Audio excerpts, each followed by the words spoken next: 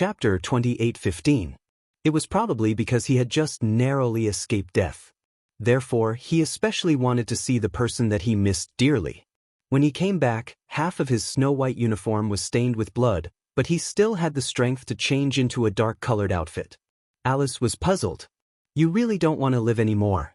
If the wound gets infected, it'll be very troublesome. With you around, do you think I'll die? He replied unhurriedly.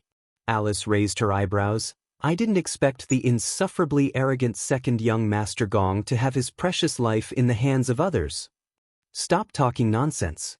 Gong Jie took off his clothes to half his shoulders, closed his eyes, and exposed his wound to the cold air. He asked faintly, Can you find the bullet? Alice immediately put on her gloves, and then bent down slightly to take a look. The bullet didn't completely penetrate the muscle. The wound is between the collarbone and the shoulder. The bullet is embedded in the surface of the flesh, about 2 centimeters. Alice felt that it was inconceivable.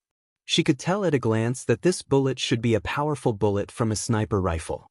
She asked in a daze, How many layers of bulletproof vest did you wear? 1 layer. How is that possible? Alice obviously didn't believe it. With the power of this bullet, even if you wear 2 layers of bulletproof vests, it can still fiercely penetrate your body, instantly lacerating your flesh. It's obvious that the sniper aimed at the fatal position of your heart. It's a miracle that you survived. This bullet didn't enter the body, but was embedded in the epidermis. But according to her rich experience, this kind of bullet, no matter how many bulletproof vests he wore, would not only cause such a wound. Gong Jie looked up and replied coldly, Before I was shot, a death guard stood in front of me to protect me.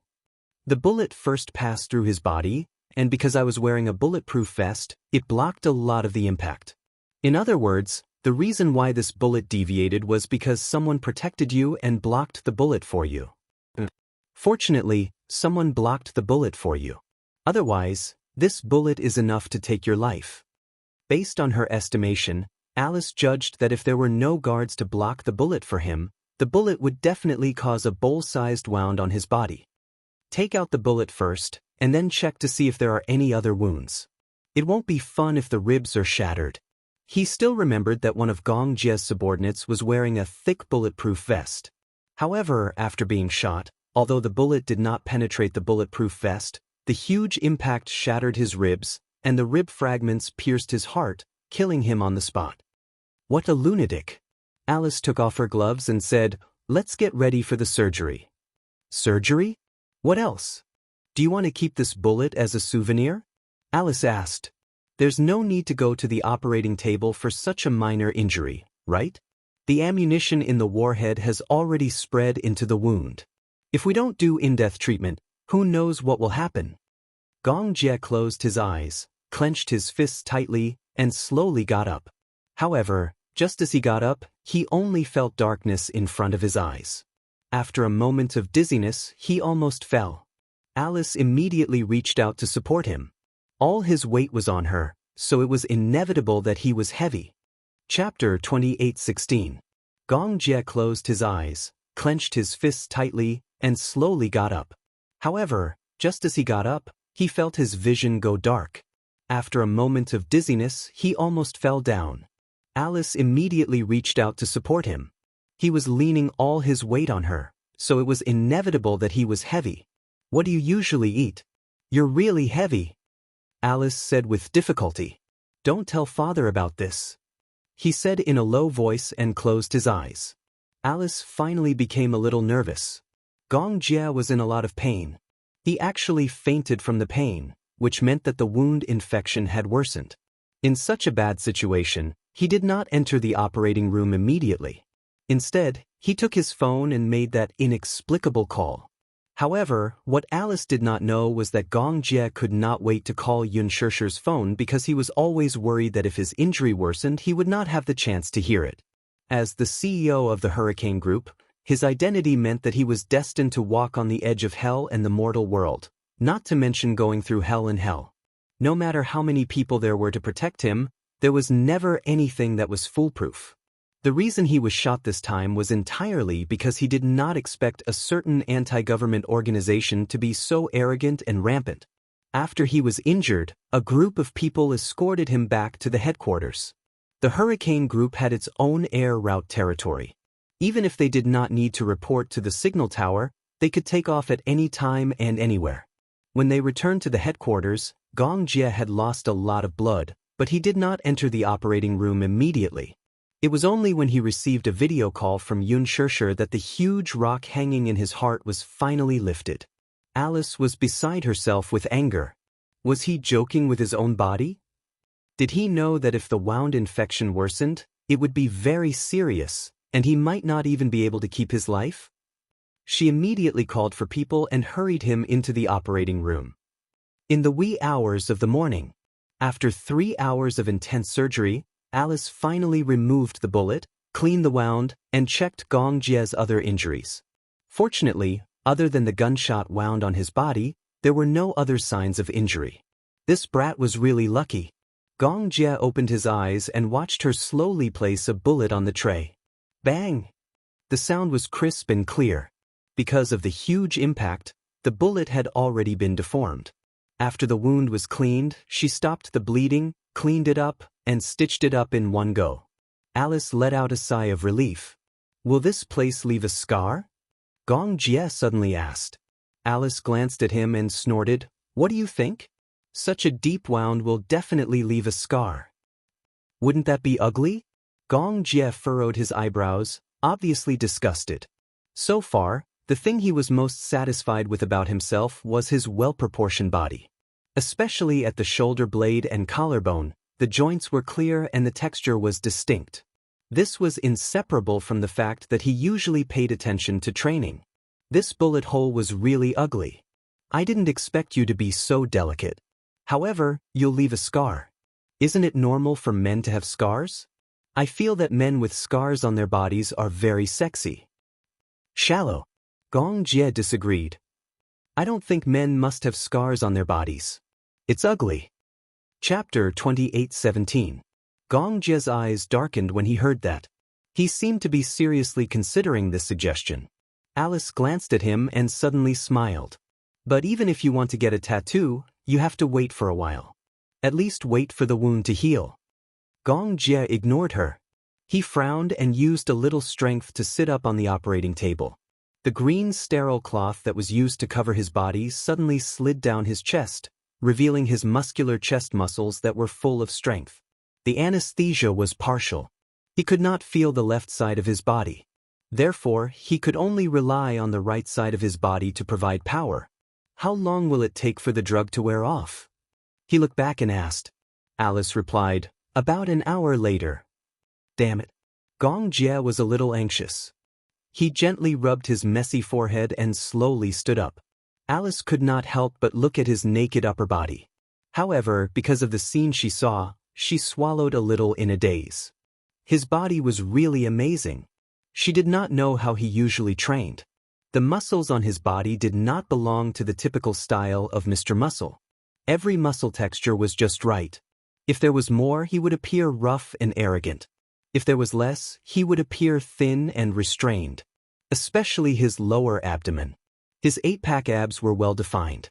Mermaid's belt and a male dog's waist.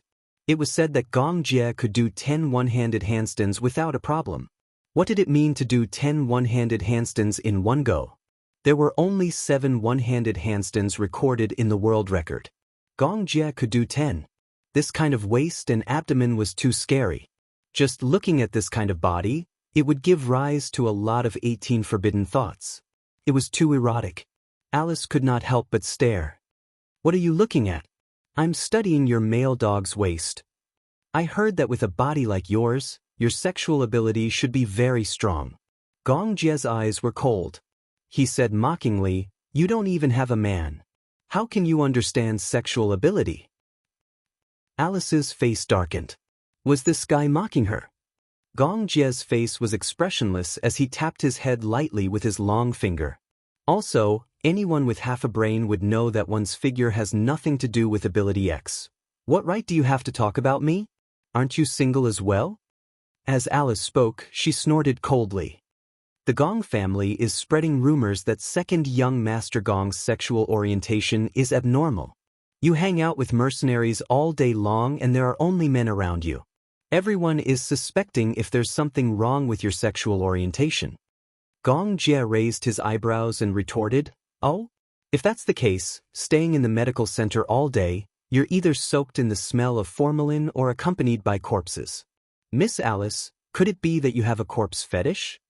Alice's face turned even paler. "What did you say?" "You can understand the literal meaning. You don't need me to explain, right?" After Gong Jie said that, he snorted coldly. He dared to amuse her. He needed to be taught a lesson. In the entire hurricane group, he was definitely second to none when it came to venomous tongues. To amuse him? You're asking for it. Gong Jie was a little disgusted by the smell of disinfectant in the operating room. He frowned and looked down at his wound. It had been completely cleaned, neatly stitched up, and bandaged with gauze. He got up, pulled out the retention needle in his hand, and walked towards the door. "You still need to continue the anti-inflammatory." Bang! Chapter 28:18. What answered him was the cold sound of the door closing. Alice knew in her heart that Gong Jie was probably in a bad mood at the moment. He even became impatient with the usual jokes. After all, a comrade in the team had died, so he should be very anxious. In the morgue, Gong Jie put on a coat and slowly walked in. A group of people was cleaning up the body. Hearing the sound of the door opening, everyone looked over. When they saw him, they immediately bowed respectfully. "Young Master Gong. How is he?" "He's still cleaning the congealed blood stains on his body." Gong Jie pushed through the crowd and walked over. He saw a man lying straight on the morgue bed. Because of the time of death, his body was completely stiff. All the clothes on his body were carefully removed. Because of the congealed blood, the clothes and skin were stuck together. It took a lot of effort to separate the clothes from the flesh. Gong Jie looked down and his expression gradually turned cold. It happened suddenly. In such a chaotic scene, artillery fire flew everywhere, smoke filled the air, and gunshots were endless. His cargo plane was parked far away. After the transaction, he had to pass through a war-torn area to return to the temporary tarmac. Gong Jie was escorted all the way. In just a few seconds, he thought about some things and slightly relaxed his vigilance. Then an accident happened. An armed person lying in ambush on a signal tower in the distance raised his sniper rifle and aimed at his head. He had an anti-signal device on his body. The alarm sounded. The death guard beside him reacted immediately. Before he could figure out where the enemy was, he pounced on him without thinking and used his body to protect him. In just half a second, Gong Jie heard a gunshot. Then, almost in an instant, warm blood almost splattered all over his face. He widened his eyes in shock. After a short pause, he quickly realized that something had happened. He was attacked. There were a total of 2 bullets. One bullet blew up the death guard's head and pierced into the bushes in the distance. The other bullet penetrated his chest. In the end, because of the bulletproof vest, it pierced into his flesh. In a short period of time, the death guard who had pounced on him stopped breathing. His body went limp on the ground, and his head was badly mutilated. It was a ghastly sight. And now, this sacrificed death guard was being transported back to the headquarters. Gong Jie walked to the morgue and looked down at the quiet person on the bed. Counting carefully, this was probably the 3rd guard who had lost his life because of him. Gong Jie asked coldly, "What is his family background?" "Young Master Gong, his code name is X1. He has a younger sister and a mother at home. Make arrangements for his funeral." About the amount of compensation, Gong Jie said, 10 million. Send it to his family on a check. The crowd sucked in a breath of cold air. Oh my God! 10 million. This was definitely a considerable sum. It should be known that in any mercenary organization, once a person was sacrificed, the compensation they would receive would definitely be a small portion. For example, in the Red Thorn Special Agent Organization, if someone died for some reason, the organization would at most give out 2 million as compensation. 10 million was an astronomical figure for a mercenary. The financial resources of the Hurricane Group were really terrifying. Facing everyone's doubts, Gong Jie said, "He protected my life. My life is far more than this amount." Chapter 28:19. He had been trained in a mercenary organization since he was young, and he had developed a courageous spirit.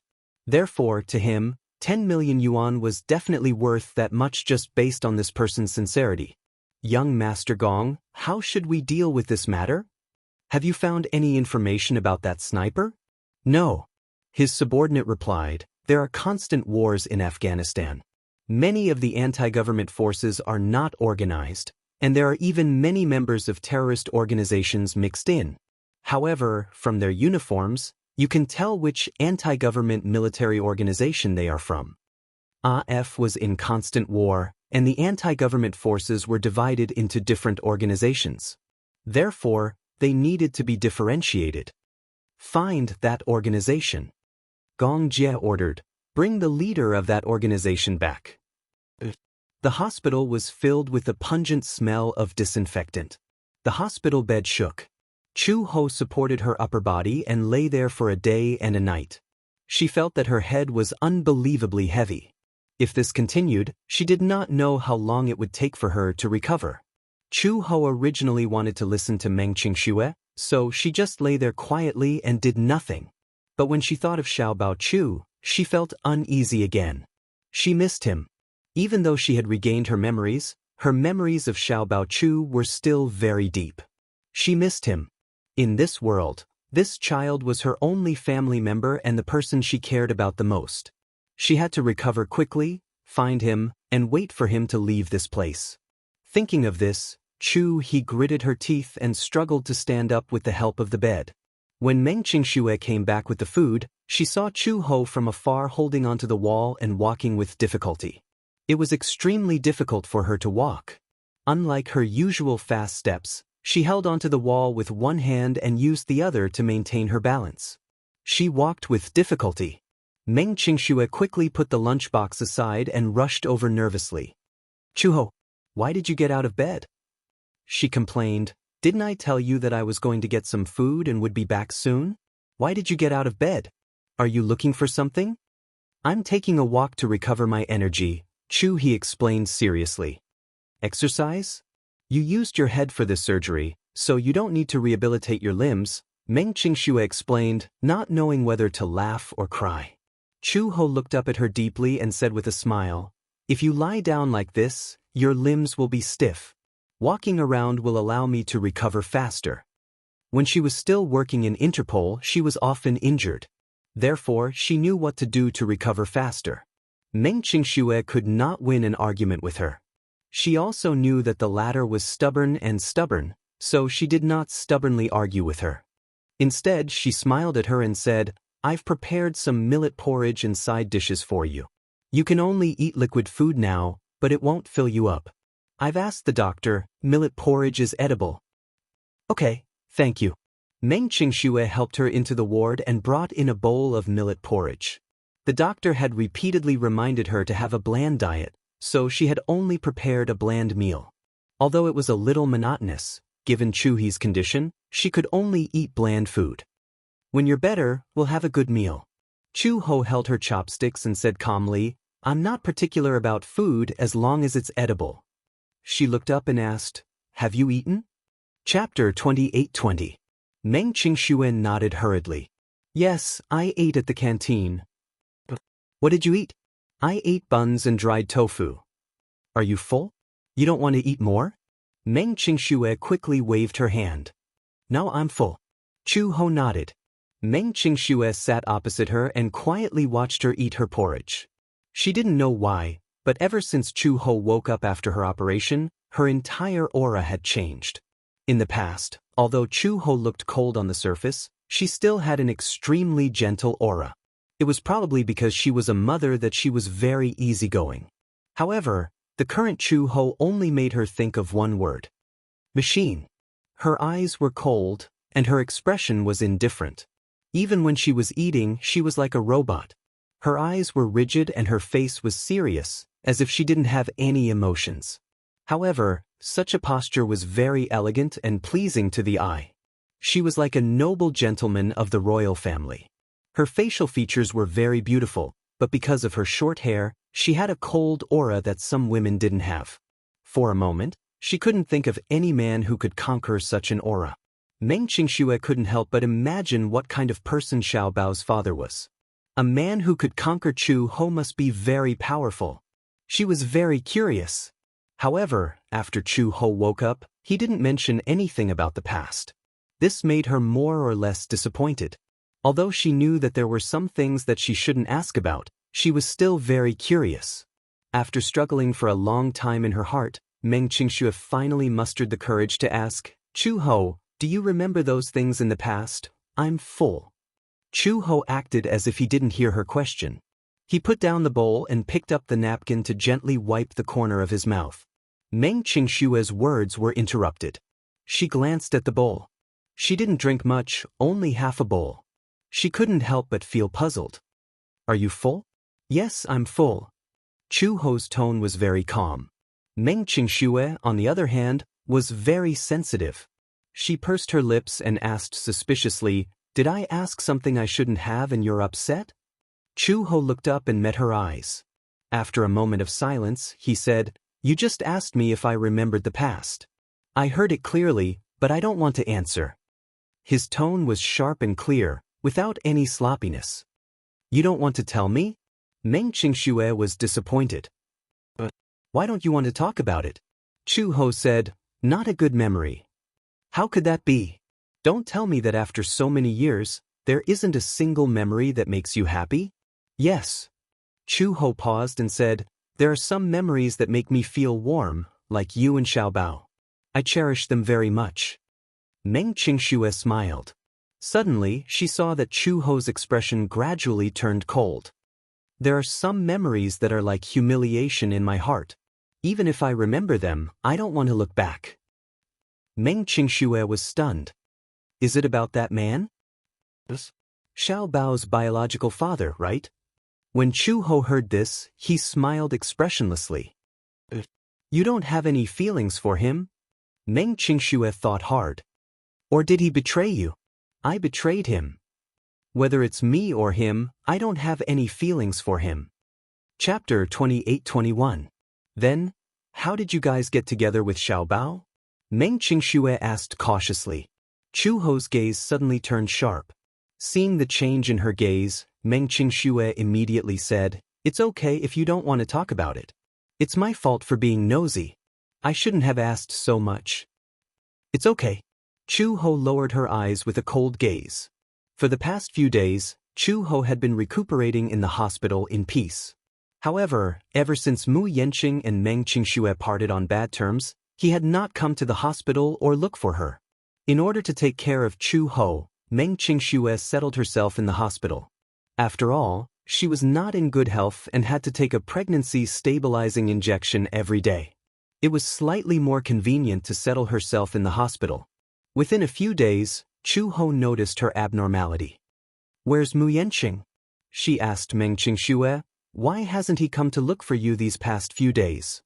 Meng Qingxue was washing clothes. When she heard her question, her expression became even more desolate, but she did not say anything in the end. Chu Ho walked to her side and asked indifferently, Did you have a fight? No. Then what happened? I made him angry. Meng Qingxue said somewhat vexedly, He probably misunderstood me. Anyway, it's complicated. I seem to have triggered his most sensitive part. Chu Ho did not know how to respond for a moment. Suddenly, she asked the most important question. What do you plan to do with him? I heard that he has a fiancée. How did you know? Meng Qingxue asked in surprise. Chu Ho narrowed her eyes and suddenly asked meaningfully, Do you know what I used to do? Meng Qingxue looked confused and shook her head. Chu Ho slowly leaned closer to her and said word by word, I was an intelligence agent and later worked at the Interpol headquarters. Meng Qingxue thought she was joking and couldn't help but tease, You're that good? Mph. Chu Ho continued, However, I can tell that he cares more about you and doesn't have any feelings for his fiancée. Although this man's character was a little bad, his nature was not bad. At the very least, he treats you with sincerity. Meng Qingxue's expression suddenly froze. She suddenly threw her clothes into the laundry sink and muttered gloomily, So what? Chu Ho sized her up and suddenly smiled. Do you know what you look like now? What? A self-pitying abandoned woman.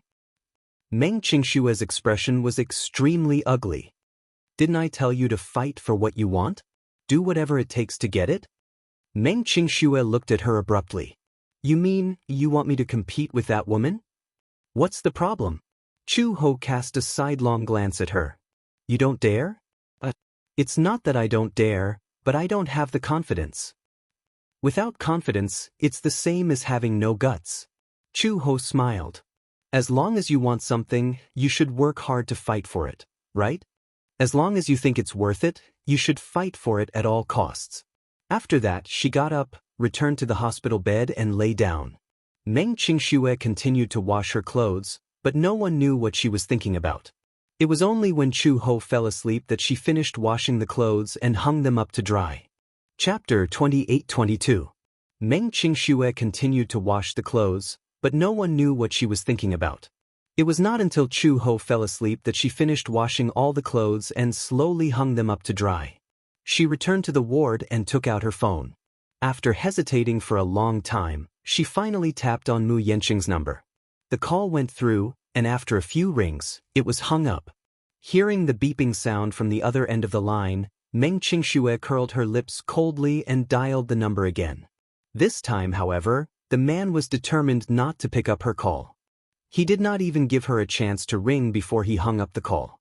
Meng Qingxue persevered and kept dialing. Mu Yanqing then patiently hung up the call. Meng Qingxue, on the other hand, was unbelievably persistent. On the 99th call, Mu Yanqing could not take it anymore. He picked up the call and yelled angrily, Meng Qingxue, are you crazy? From his tone, it seemed that he had drunk a little and was in a tipsy state. His words were childish and angry like a child. The background was a little noisy. There was no need to think. He must have gone to the bar to drink again. For some reason, when she heard his voice, Meng Qingshue's originally calm face finally rippled. Her eyes suddenly turned red, and her dry lips paused for a moment before she finally said his name. Yanqing, I miss you so much. As soon as she said this, tears suddenly gushed out. Meng Qingxue could not help but wipe the corners of her eyes with her hand. She hated herself for being so disappointing and felt that this fragile look was too laughable. Why was she so disappointing? She had clearly thought of venting all the grievances and frustrations she had felt over the past few days as soon as he picked up the phone. However, when the words reached her throat, once she heard his voice, she could not help but soften. Perhaps it was because her love was etched in her bones that she was defeated in the whirlpool of love and had to compromise repeatedly. Perhaps those who had never loved would never understand how hopeless it was to be afraid of losing someone. Because he loved her too much, he was always in a humble position at the watershed of many relationships, lowering himself into the dust. Mu Yanqing was born arrogant, so he had his pride. But she loved him so much that she didn't even care about her self-esteem.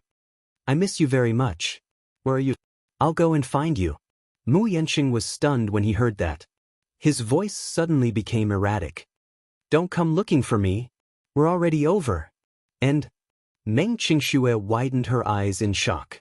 Just as she was about to say something, Mu Yanqing sneered and said, Qingxue, I'm the one who's incapable of giving my woman a carefree and happy life like my insufferably arrogant second brother.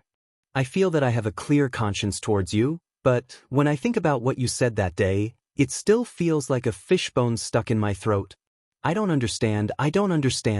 Li, in your eyes, I'm like this? Mu Yanqing's throat became hoarse as he gritted his teeth and hung up the call. It's not like that. Meng Qingxue stood up abruptly and grabbed her bag tightly. As she rushed out of the door, she quickly dialed his number, but he still chose to hang up on her every call. He's not picking up my calls. Chapter 28-23. Was he really going to end this relationship? She originally thought that he was just in a fit of anger that day and that he would think things through in a few days. She had said those words in a fit of anger that day and he had misinterpreted her meaning. However, she did not expect it to be so serious. She did not expect that those words that day would be such a huge blow to him. Meng Qingxue hurriedly hailed a taxi and instructed the driver, Bar Street. The driver familiarly turned on the meter. When night fell, the traffic was not so congested. They sped all the way to the bar. Meng Qingxue alighted at the bar that Mu Yanqing frequented the most. After paying the fare, she clenched her fists and slowly walked into the bar. As soon as she stepped through the door, she was immediately surrounded by the almost deafening rhythmic beats. She rarely came to places like bars, and even if she did, it was more often with Mu Yanqing. Meng Qingxue was not used to it for a moment and hurriedly covered her ears. It was midnight. At this time, the nightlife had just begun and the bar had just started warming up. Amidst the music, unrestrained men and women stood on the dance floor, constantly swaying to the rhythm. Meng Qingxue shuttled through the crowd and slowly sized up the bar counter. Such seats were usually occupied by young models and beautiful women. This bar was very famous and often visited by singers and actors. After disguising themselves, they would hunt in such places. The entire bar was taken over by the Young Models Company. At this time, the company would arrange for many young models to sit in this place. Once any producer came here for entertainment and saw them, he would personally pick one. At this time, if the young model worked hard enough and was willing to go all out, what would happen in the future would depend on her own luck. Meng Qingxue then walked to the booth of the private room. When she passed by the third booth, she saw Mu Yanqing being surrounded by a group of people. He was an extremely outstanding man. Even in such a noisy environment, she could see him at a glance with his outstanding appearance and noble temperament. When Meng Qingxue saw him, she was stunned for 2 seconds before she finally reacted. She turned around and walked into the booth. Mu Yanqing was drinking. He could no longer remember how many glasses he had drunk, nor could he remember how many days it had been since he indulged himself in the noisy music and ended up dead drunk. Stop drinking. Suddenly, a familiar voice came from above. Mu Yanqing jerked back to his senses and looked up, only to see Meng Qingxue standing in front of him. Her breathing was slightly undulating as she stared at him intently. Why did you get yourself into this state? You're drunk, stop drinking. It's none of your business. Mu Yanqing pushed her expressionlessly. Just as he was about to reach for the wine glass, Meng Qingxue took the initiative to snatch the glass. Stop drinking. Mu Yanqing raised his head and met her gaze with a pair of cold eyes. A well-dressed woman sitting next to him saw her actions and could not help but feel a little displeased. She asked snappily, "Who are you? Why are you poking your nose into other people's business?"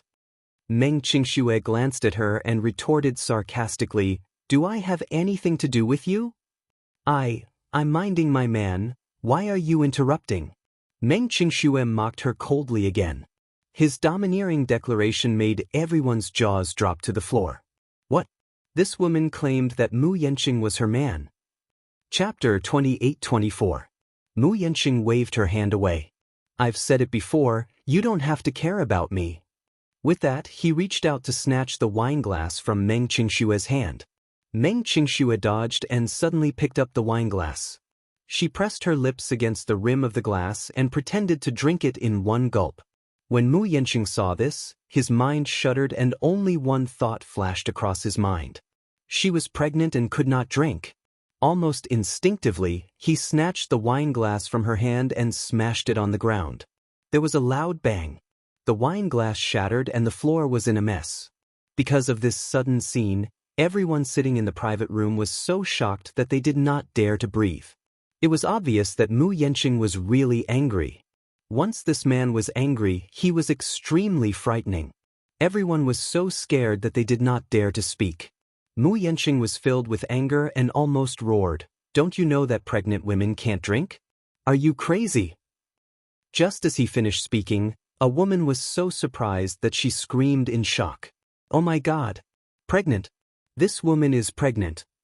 Otherwise, why would Mu Yanqing say such a thing?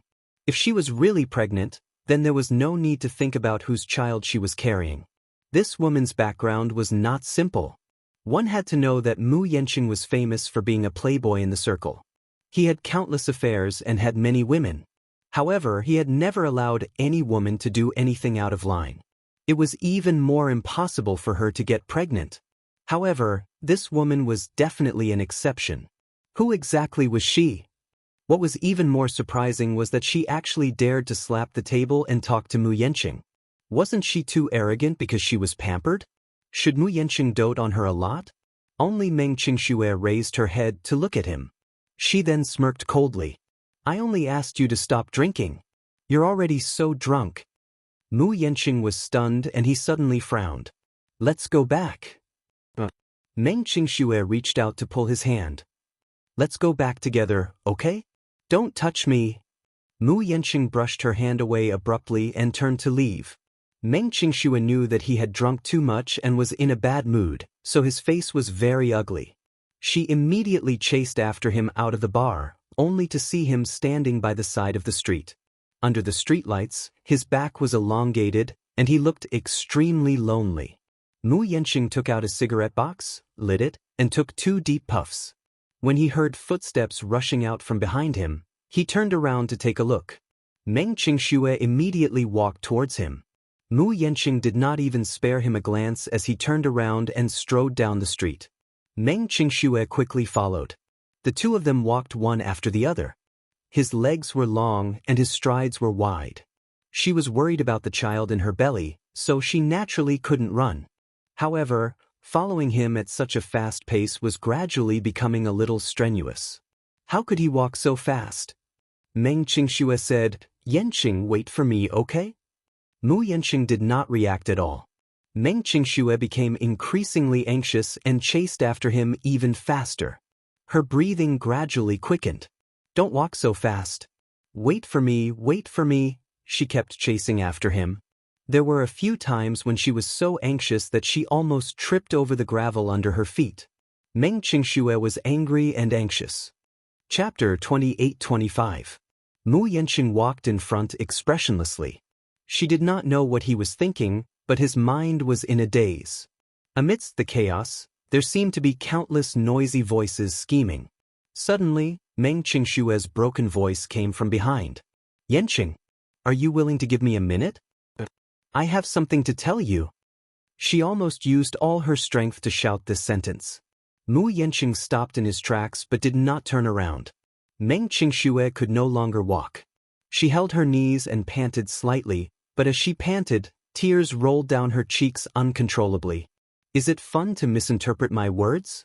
Can't you tell what's said in anger, what's envious, and what's serious? She raised her head abruptly. All right, then let me tell you. Hating you is said in anger. Saying that Yun Shishir is very happy is envious. Saying, I love you, and I miss you, is the most serious thing I've ever said to you. Mu Yanqing, I don't know why I fell in love with you. After thinking about it for so long, I vaguely realized that other than you, there's probably no one else in this world who dotes on me more than you, right? As Meng Qingxue spoke, her eyes turned redder and tears rolled down her cheeks uncontrollably. Mu Yanqing's heart throbbed painfully when he heard her words. It was as if something was tearing it apart. My life seems to have always been bleak and without light. I left home and went to the capital to seek a career, but I also went astray. When I entered a modeling agency, I was lucky to meet you. Finally, there was someone who could hold me in the palm of his hand, take good care of me, and dote on me. You know that in this world, other than you, there's probably no one else who would tolerate and dote on me so much. I tried my best to be careful and obedient so that you wouldn't get tired of me. I love you. In this relationship, I must be the most humble one. My attitude must be as low as the dust. I knew that such humility wouldn't earn anyone's respect. Even I was degrading myself. Or maybe I was too naive. I accidentally bumped into love and was so happy that I didn't care about my future life. I didn't even confirm if you really loved me and if we would have a future. I was like a moth flying into a flame and thought that this was love. After a pause, Meng Qingxue smiled bitterly. Unfortunately, you don't seem to love me that much. You're always busy, you never answer my calls, you always have a lot of social engagements, and you always have a lot of women. Many nights, the one by your side isn't me, but someone else's woman. I've been sad, I've been disappointed, I've been jealous, I've been envious, I've also had the impulse to leave you and fly to a faraway place. There will always be someone who loves me more than you, who will tolerate me more. At the very least, someone who truly cares about me and only me. Meng Xianxia sucked in a deep breath of cold air as tears streamed down her cheeks uncontrollably. But every time I packed my luggage and was about to leave you, I looked back at the apartment and saw our shadows in every corner. Only then did I know that I can't lose you at all. I can't leave you. Perhaps you don't feel this way because you're so proud. It's not impossible for you to live without anyone. I'm different. I'm different. I can't leave you. Chapter 28-26. She bit her trembling lips and sobbed. But I'm actually like a parasite on your body. It's as if I'll go extinct if I leave you. I know that I'm weak and lowly like this, but I still want you to know that I won't be able to live if I leave you. Mu Yanqing, what do I have to do for you to truly love me for once?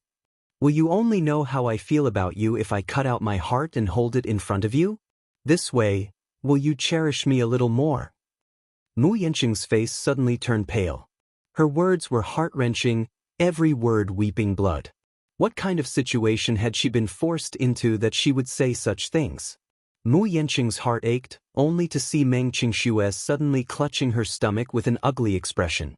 Beads of sweat rolled down her face. It hurts. It hurts.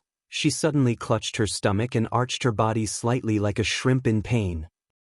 My stomach hurts. It hurts. Mu Yanqing's mind went blank when he saw her in this state. He immediately rushed toward her anxiously. However, just as he reached her, Meng Xianxia smiled, looked up, and hugged him fiercely. I told myself that as long as you rushed toward me at once, I'd set my mind on you for the rest of my life. She hugged him tightly. He walked toward her without thinking, which meant that he cared about her. Just based on this point alone, she had set her mind on him. The only time she took the initiative to grasp him was because she had set her mind on this man. No one was perfect. Mu Yanqing was not a perfect man. However, there were too many things about him that were worth her paranoia. He was the only man who was willing to give up his wealth for her. She was willing to humble herself a little more, just to hold on to him. Mu Yanqing immediately reacted. It turned out that she was pretending to be in pain just now. It was not a stomachache, it was just a smokescreen.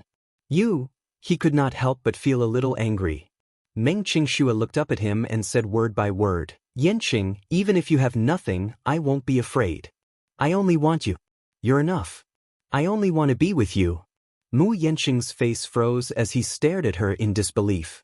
Meng Xianxia had always been a reserved woman. She rarely spoke sweet nothings or acted coquettishly. She also rarely played any sweet tricks with him. This was the first time she had lied to him. Yanqing, I've already sworn in my heart that no matter what, you belong to me. I'll take you back at all costs and keep you by my side. Meng Xianxia paused for a moment before continuing. I know that I'm not outstanding or good enough. I don't have Song Enya's background and family background, but I'll work hard, okay? I will work hard to become an outstanding woman until that day comes. Wait for me, okay? Mu Yanqing pursed his lips and shook his head with a smile. He ruffled her hair lovingly and pulled her gently into his embrace. No need. When Meng Xianxia heard this, she said angrily, What? You don't even want to give me a chance to work hard? Mu Yanqing could not help but laugh. You don't have to compromise. As long as you acknowledge me and I acknowledge you, you don't have to fight or fight. Just be yourself. Because I'm yours and you're mine. Chapter 28-27. Xianxia, I swear. I don't have any feelings for Song Enya, nor do I have any feelings for other women. I've decided on you. I'm willing to protect you and only you. No one will snatch me away, and no one can snatch me away. I've decided on you. Mu Yanqing's eyes revealed a rare tenderness. He gently kissed her forehead, then slowly kissed the corners of her eyes. He kissed away her warm tears and suddenly sealed her lips. Yanqing, I want to be with you for the rest of my life. Meng Xianxia hugged his shoulders and confessed affectionately. You're in all of my imagination for the future. I've also thought of giving up on you, but I can't. Mu Yanqing's heart ached. he suddenly felt that he really owed this woman so much. He always made her cry, always made her wait, and always made her wait for nothing. At first, he thought that she was like those other women and did not seem to be particularly special. However, it was not until the day he lost her that he seemed to have lost his mind and searched for her all over the city. Only then did he realize that she had unknowingly occupied such an important place in his heart. At first, he was with her only because of her looks and figure, which could give him a fresh feeling. However, as time passed, her obedience and her sensibility no longer gave him so much burden. In fact, every time he returned to her side, he felt the warmth of returning home. Later, when the passion turned cold, love slowly lost its novelty and became a habit. He was used to waking up with her in his arms.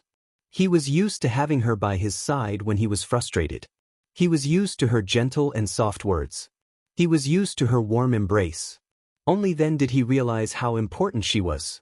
His family background and the environment he grew up in had destined him to be arrogant and insecure. He was cautious at every step and did not have any sense of belonging. Therefore, he had always been obsessed with building a fortress and sealing himself in it. In fact, he was unbelievably fragile. He admitted that he was not as outstanding as Wuxia. That kind of man was too perfect and too dazzling. He kept chasing after him, but in the end he was still reduced to a foil and a joke. He couldn't accept it. That was why he was deeply hurt by her careless words. "Xianxia, I love you. I really love you." These 3 words had been brewing in his heart for a long time, but every time he wanted to confess his feelings, he was too embarrassed to say it, so he forced himself back down. But at this moment, no matter what, he was going to reveal everything to her. "I want to give you the best life. Even if I have to resort to any means, I will ensure that you will never have to worry about food and clothing." Mu Yanqing gently caressed her sideburns and smiled. "Don't think too much about it, and I don't need you to fight for it. I'm yours. I belong to you." Meng Qingshui only cared about her tears. She hugged him tightly and cried until she couldn't speak. "If I cut out my heart and held it in front of you, would you know what kind of feelings I have for you? This way, will you cherish me a little more? What can I do to make you cherish me even more?" Her words still echoed in his ears. Mu Yanqing's heart felt like it was being pierced by a needle as he hugged her even tighter. "From now on, I will cherish you even more." Chapter 28:28. Chu Ho was startled awake by a soft rustling sound. She had always been a light sleeper. Probably because of her profession, she was more alert than ordinary people. Hence, even in her deep sleep, she could detect even the slightest movement. Chu Ho suddenly opened her eyes. In the darkness, she saw Meng Qingshui tiptoeing into the ward. Behind her, Mu Yanqing strode in. The leather shoes on his feet were very hard, so when they landed on the ground, they made a loud sound. Meng Qingshui did not realize that Chu Ho had woken up. She thought that Chu Ho was still asleep, so she turned around and whispered to Mu Yanqing, "Shh! Keep your voice down and don't make such a big noise. She's still resting. Such a small noise won't wake her up at all." Meng Qingshui silently weighed the pros and cons in her heart for a long time. She was still worried about leaving Chu Ho alone in the hospital, so she said to Mu Yanqing, "Why don't you go back first?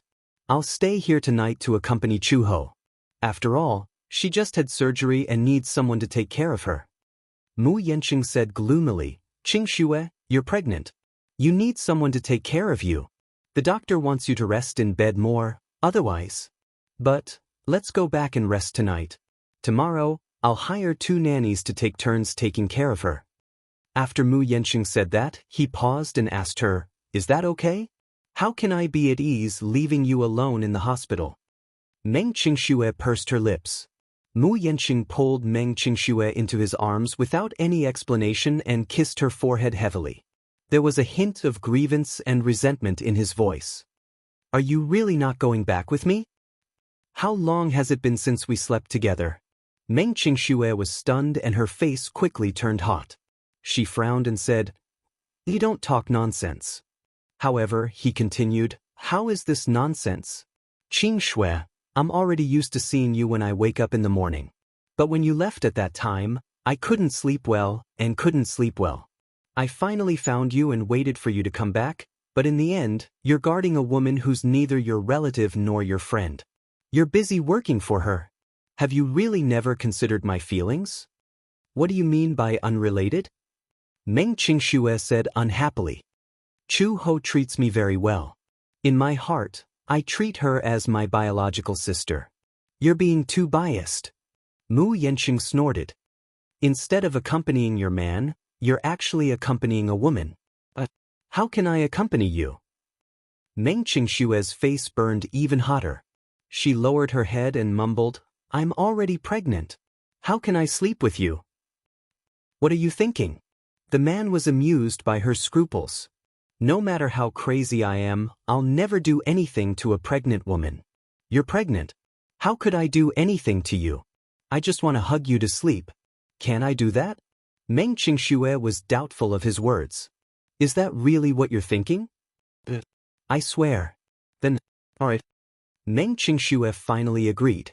Mu Yanqing smiled in satisfaction, hugged the back of her neck, and pecked her lips. Meng Qingxue placed the supper she had bought on the table and let Mu Yanqing hug her as they left. Chapter 28-29. What kind of lovey-dovey behavior was this? In the middle of the night, she was caught off guard and they were showing off their affection. Supper? What's the point of eating supper? She was already full from all the PDA. So, these two were here to deliver PDA? However, Chu Ho did not have the awareness of being single. He did not feel much about other people showing off their love. It was just that he was woken up in the middle of the night while sleeping soundly. He gritted his teeth in hatred. But did the two of them make up? Earlier, a certain woman was still crying as if the sky was about to collapse. In her dreams, she actually heard Meng Qingxue crying secretly in a corner. Now, everything was fine? Chu Ho furrowed his brows but did not think too much about it. He turned over and fell into a deep sleep again. The day after he brought Meng Qingxue back, Mu Yanqing bought an apartment next to Dishing Building. It was a few hundred meters away and could be reached in a few steps. Initially, he had thought of buying her a villa when he came back and then settling her down well. He would give her a few nannies, servants, and housekeepers so that she could take care of her pregnancy in peace. However, after thinking about it, if he were to buy a villa, it would definitely be far away. Very few villas in the capital were in the city center. Usually, they were in areas with good feng shui, especially in the area around Yunshan where large areas of villas were developed. However, if he really arranged for her to live in a place so far away, it would be inconvenient for him to get stuck in a traffic jam. If anything happened to him, she would be far away from the hospital and his company. Therefore, after serious consideration, he finally decided to settle her in a high-end apartment next to Dishing Building. Chengqing Mansion was probably the most high-end apartment in this area. It was divided into small and large apartments. The large apartment was a large duplex apartment with a total of more than 300 square meters. Mu Yanqing decided to buy an apartment. The apartment was exquisitely renovated and could be moved in with a bag. He even carefully sent someone to measure the formaldehyde and there was no problem. In the end, he chose a duplex apartment to separate the moving area from the scenic area. When he was working, he would not disturb her. Don't underestimate this 300 square meters. As it was located in the bustling city center, Mu Yanqing spent more than 20 million yuan on a duplex apartment like this. It was close and convenient. Downstairs was a department store, a hospital, a supermarket, and a market. Everything was available. Meng Qingxue did not know about this. So, as soon as she pushed open the door to the apartment, she was greeted with a luxurious sight: crystal chandeliers, stylish murals, high-end staircases, and expensive carpets. All of this was simply inconceivable. I bought it before. I bought it for your pregnancy. Mu Yanqing held her hand as they walked in and closed the door. Looking at the incredulous look on her face, he felt great satisfaction in his heart. Do you like it?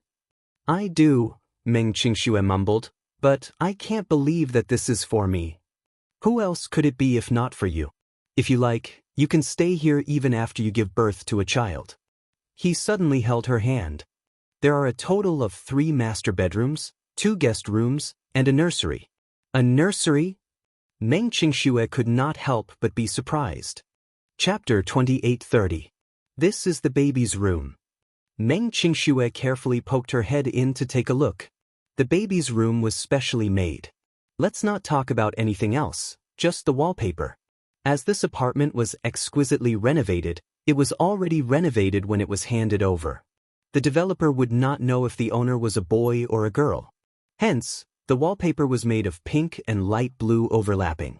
It had the dreamy feel of a little princess and the childlike feel of a little prince. There was a cradle, a small wardrobe, and a mountain of toys.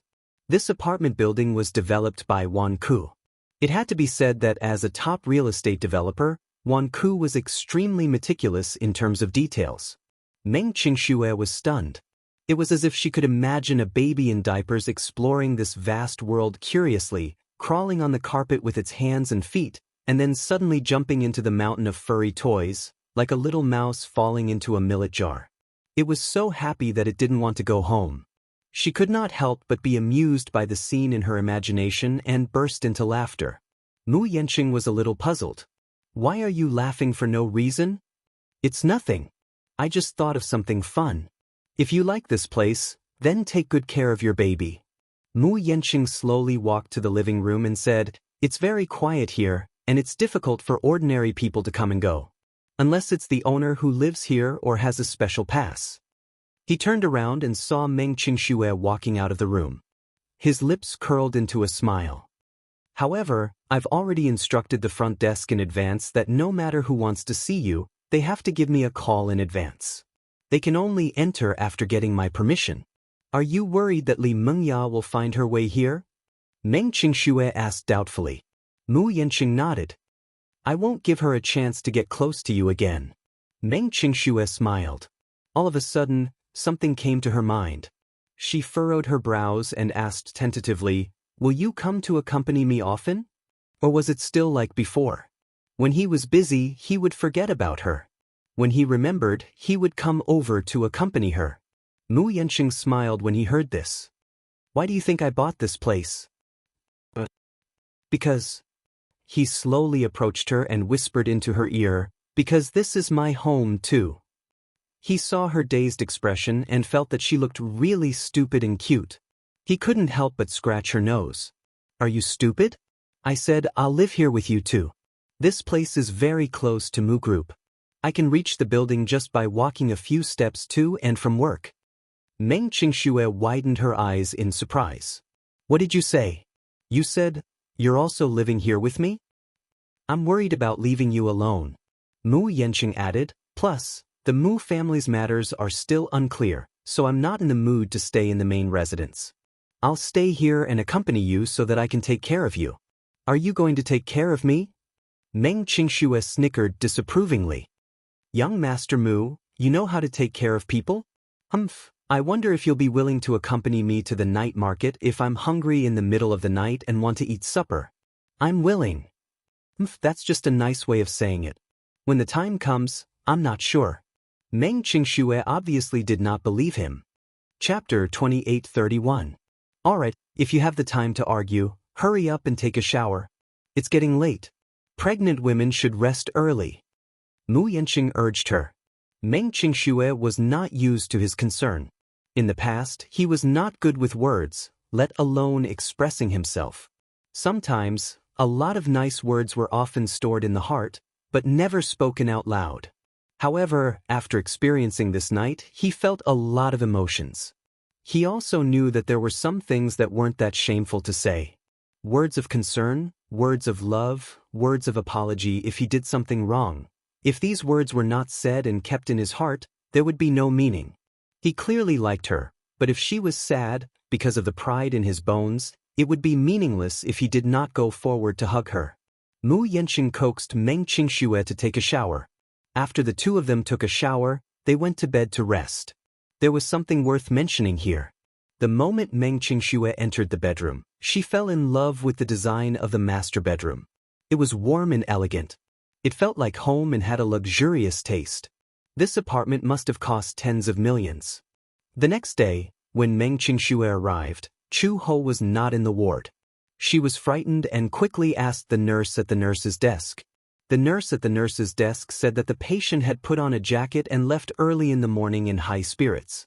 She probably went for a walk in the hospital's back garden, a nurse said suspiciously. Previously, whenever she had lunch or dinner, she would go for a walk downstairs in the ward building. If it weren't for the fact that she's a young lady, we would all say that a girl like her doesn't like to play with her phone or have any entertainment. She's completely like an old cadre. The corners of Meng Qingshue's eyes twitched violently. It turned out that she was not the only one who thought so. Chu Ho was indeed too old cadre. Lying in bed, other than reading the newspaper, she read some books. The hospital would provide some books.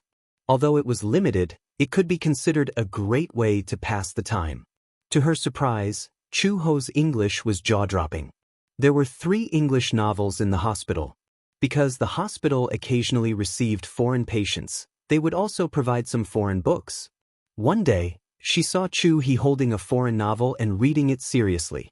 She asked half-jokingly, "Can you understand the English in these books?" "English used to be my mother tongue," Chu Ho said.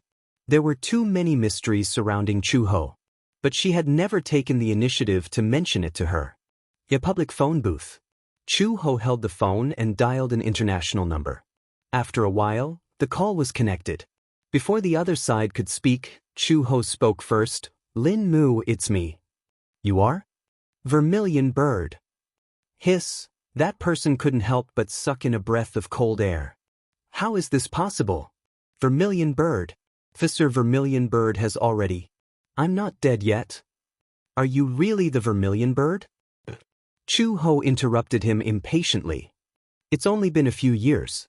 Can't you recognize my voice?" The other side was obviously shaken. After all, the voice and tone were exactly the same. Being able to call out his name at once made him believe that this mysterious call was from the Vermilion Bird who had been missing for a few years. Chapter 2832. Lin Mu was a member of the Interpol Dispatch Committee and worked in the capital.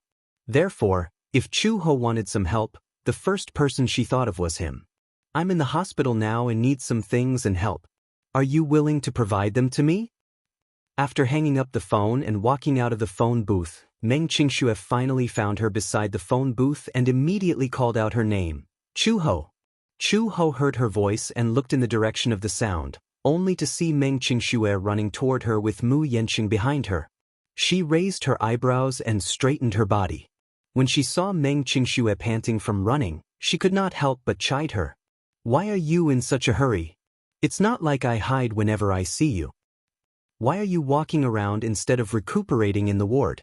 Chu Ho smiled. "I've almost recovered. Once the stitches are removed, I can be discharged." Mu Yanqing was a little surprised when he heard this. "You've just undergone surgery. How can you be so sure that you've almost recovered?" Chu Ho glanced at him and smiled. "I'm an Interpol officer. I've suffered countless injuries. I know very well how good my recovery ability is. The doctors don't know as well as I do." Meng Qingshu did not believe her and immediately brought Chu Ho to the doctor's office to ask about her condition. After a round of examination, the doctor was completely shocked. Meng Qingshu thought that her condition had worsened and hurriedly asked. The doctor was extremely surprised. "You recovered so quickly? Is this a natural physique?" The doctor was still a little doubtful. Even if she was an immortal, she would not be able to recover so quickly, right? Moreover, it was obvious that she was immortal. An ordinary person would need at least a week to recover after such a surgery and half a month to be able to walk freely. She insisted on walking the day after the surgery. It had only been a few days since the surgery, but she was actually walking outside the hospital. The doctor found it hard to believe. Meng Qingshu was finally relieved after hearing what the doctor said. However, she was still shocked by Chu Ho's abnormal physique. "Chu Ho, how did your body grow? If I had such a good physique like yours, I wouldn't be in such a sorry state after getting pregnant." Chu Ho smiled. "When I was pregnant, I was soaked in seawater for 2 days and 1 night, but nothing happened.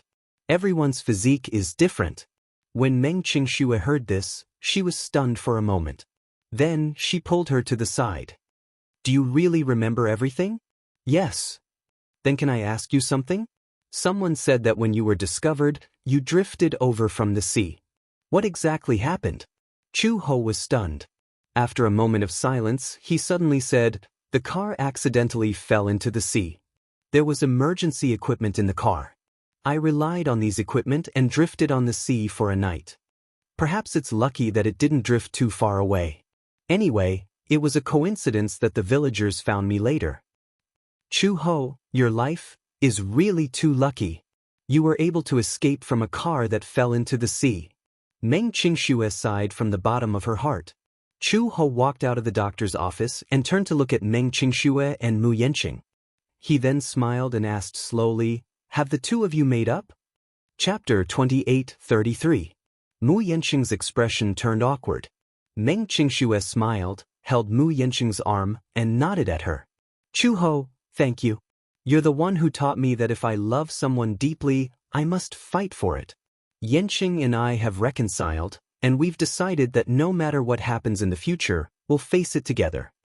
Chu Ho looked at her and then at Mu Yanqing. Suddenly, he smiled and said, it's good that we know each other's feelings. Although this man is quite unreliable in my opinion, he's still a good man. If he's really turned over a new leaf, it's also a good thing. Mu Yanqing frowned, clearly unhappy with her belittling him. Since we've reconciled, you don't have to stay in the hospital all day long like an orphan. After a pause, Chu Ho continued, you heard what the doctor said. He said that I'm recovering well, so you don't have to worry. Can you take care of yourself? Meng Qingxue was still a little worried. Of course. Chu Ho frowned. You're pregnant now. If you stay here, I'll have to take care of you. Meng Qingxue blushed at his words and felt a little guilty. Don't you find it boring to be alone? No, Chu Ho said. I like peace and quiet. Then, you have to take good care of yourself. After Meng Qingxue and Chu Ho bade farewell, Chu Ho did not return to the ward directly. Instead, he went to a coffee shop at the agreed location. She and Lin Mu agreed to meet at the coffee shop. Considering that she was unfamiliar with the place, Lin Mu specially chose a coffee shop that was very close to the hospital. Chu Ho asked for directions and arrived after walking a street. She entered the coffee shop first and waited for half an hour before Lin Mu finally arrived. Lin Mu was the main person in charge of Interpol's Asian region. To be precise, he was also a very important contact person. When Chu Ho infiltrated the Gu family as a spy, it was also Lin Mu who pulled the strings. No matter how big or small, everything was arranged for her. Lin Mu had just stepped into the coffee shop and looked around. When Chu Ho saw him, he immediately raised his hand to greet him. When he saw Chu Ho for the first time, even though she had changed slightly in the past 5 years, Lin Mu still recognized her immediately. He was so excited that his body began to tremble. He immediately ran over and sat down in front of the booth. The first thing he did was to size her up. After looking for a long time, Lin Mu's eyes couldn't help turning red as he excitedly said, "This is great. Officer, you're actually still alive." When the bad news came, everyone at the headquarters was in disbelief. In their eyes, you are the irreplaceable best intelligence agent. You will not fail easily. Bad news? Chu Ho asked expressionlessly, who was the one who sent the news of my death back to the headquarters? Actually, it's not news of death. Lin Mu took a deep breath and then summarized some of the things that happened 5 years ago. When Chu Ho infiltrated the Gu family, he had indeed sent a lot of information back to the headquarters. With this information, the headquarters had some information on Gu Jinglian's whereabouts. Therefore, in many matters, Gu Jinglian suffered a lot. Gu Jinglian was not a fool. After a while, he quickly realized that there was a spy around him. No one knew how he suspected Chu Ho. Chapter 28:34. After several incidents, Chu Ho realized that Gu Jinglian was already suspicious of her. She knew this man very well. Once he was suspicious of a subordinate, he would use many methods to test them. Once he was convicted, he would kill them without mercy. At that time, the headquarters sent her back and she tried to escape from him.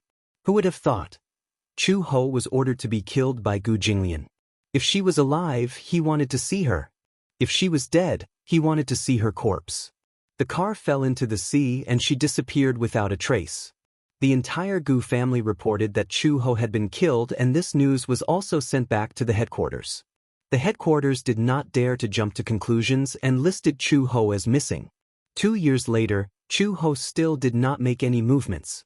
So, Lu Yanwei was filled with grief and had no choice but to announce her death. The headquarters held a grand memorial ceremony for her. But they did not know that they had made a mistake. She was not dead. Lin Mu did not know how to deal with this situation. Then what do you plan to do now? Lin Mu said, and suddenly noticed the gauze on her head. He was a little shocked. Officer, are you injured? Chu Ho touched the gauze and concisely said, this is a surgical wound. I just had an operation. Lin Mu quickly asked, what happened? There was a blood clot in my head. I had an operation. Oh, so it's like that. Lin Mu nodded and returned to the previous topic. Then you plan to go back to the headquarters? Lin Mu, I have a child. Lin Mu was stunned for a moment. His facial muscles twitched for a long time before he made a huh sound. It was clear that he did not understand. What do you mean? 5 years ago, when I left the Gu family, I was pregnant. Chu Ho paused and curled her lips. Because of that accident, I fell into the sea. I escaped with my life, but I accidentally lost my memory. After I found out that I was pregnant, I did not know what to do. I did not want to abort the child and gave birth to it. Child? Where did the child come from? Lin Mu suddenly had a bad premonition. It can't be. Chu Ho knew what he was thinking. He nodded and said, yes, this child is Gu Jinglian's. How is this possible? Lin Mu suddenly slapped the table and stood up, startling the waiter who was about to serve the coffee. He said in disbelief, how did you get pregnant? That Gu Jinglian, he forced you. It's always been women throwing themselves at him. He won't force any woman. Then, that didn't make sense.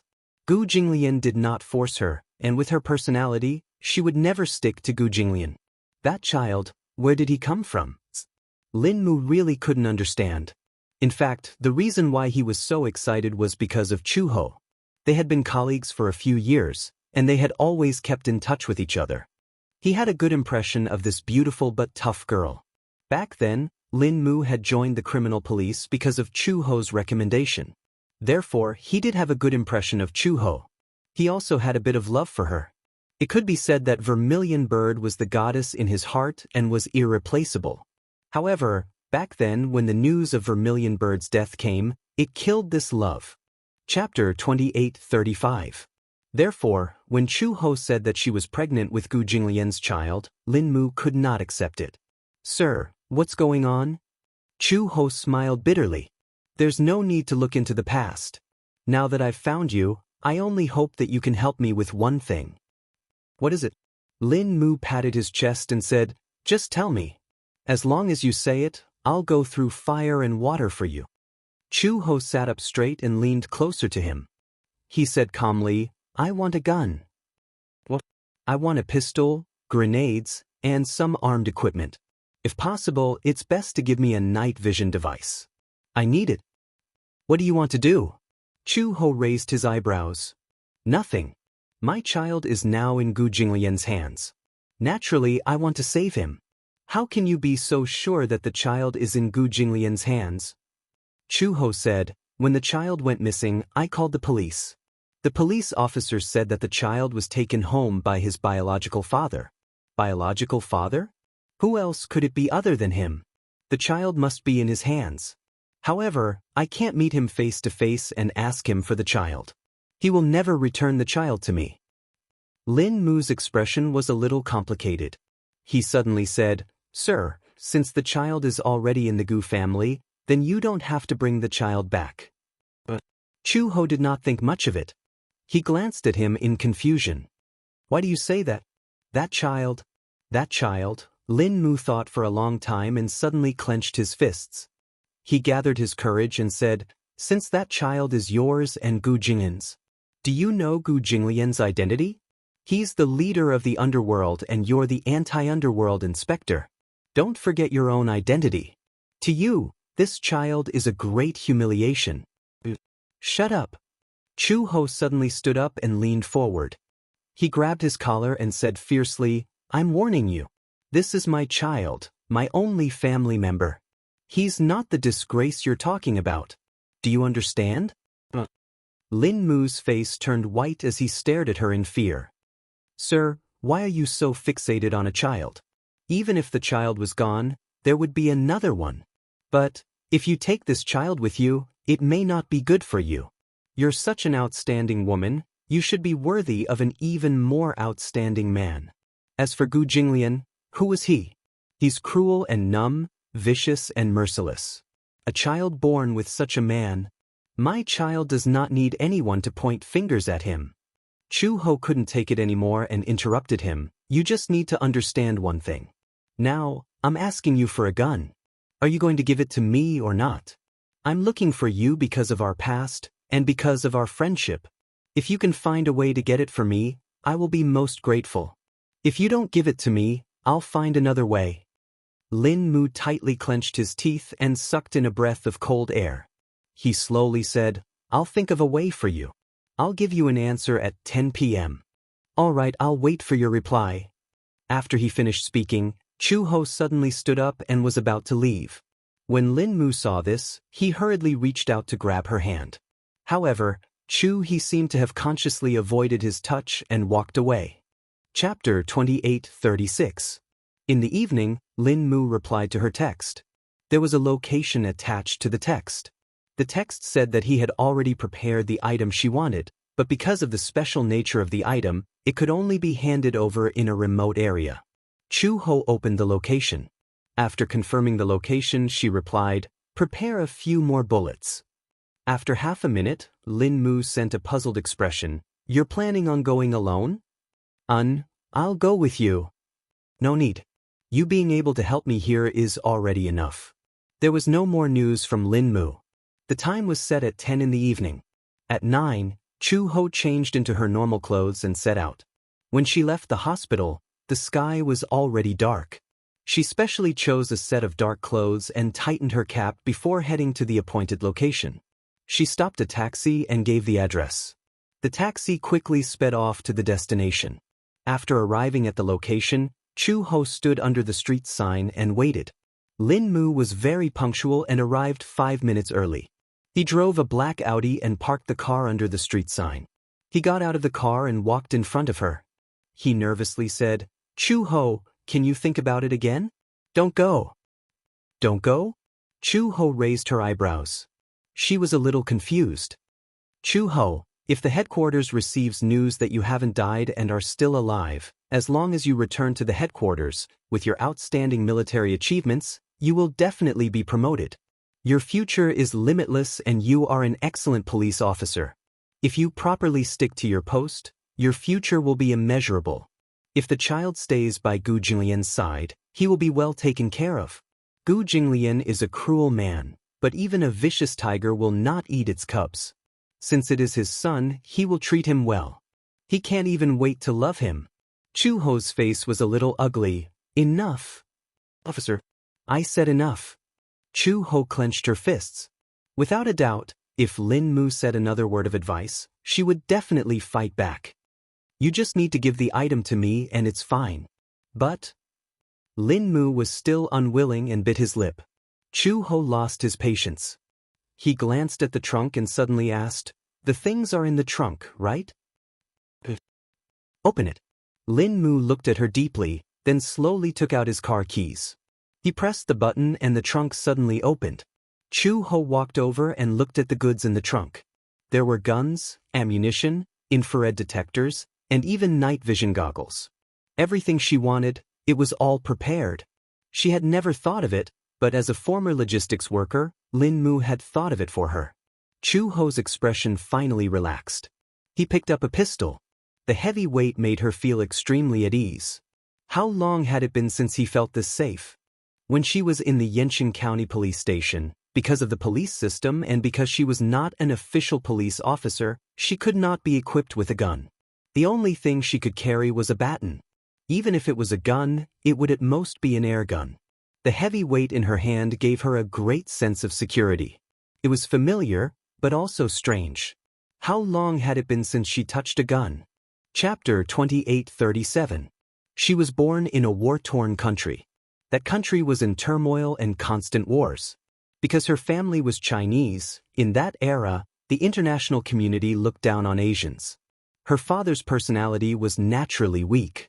He chose to endure the bullying and oppression. Under such oppression, he struggled at death's door. Therefore, from a young age, she deeply experienced that weakness would only lead to endless bullying and coercion. She originally thought that her life would continue like this.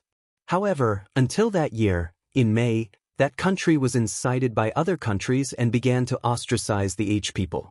In the military riot, her father died under the gun and her mother was stripped naked by the locals. After humiliating her, her hands and feet were handcuffed and she was dragged through the streets in a car. On such a rocky road, a living person was dragged like a beast into a bloody mess. It was too horrible to look at. Until her mother died, she did not see her for the last time. In that riot, the H people died and were injured. But she did not choose to submit. The 7-year-old her chose to resist in the face of adversity. She was dragged into a cellar by a local ruffian. When she was about to be raped, she fiercely bit him and took the iron rod from his waist. She did not know where she got her strength from, but she actually knocked the ruffian unconscious. When she escaped from the cellar, out of instinct, she and a group of people arrived at the dock and boarded the rescue ship to M country. In one night her family was destroyed and she was homeless. How could she call it a foreign land? When she arrived in M country, she was accepted by a humanitarian organization. Then she was assigned to a special agent organization for training. The circumstances of her childhood made her deeply understand that weakness would only lead to bullying. Only by being strong could she be respected. Chu Ho collected her thoughts and changed into the clothes that Lin Mu prepared for her. The clothes had a bulletproof layer.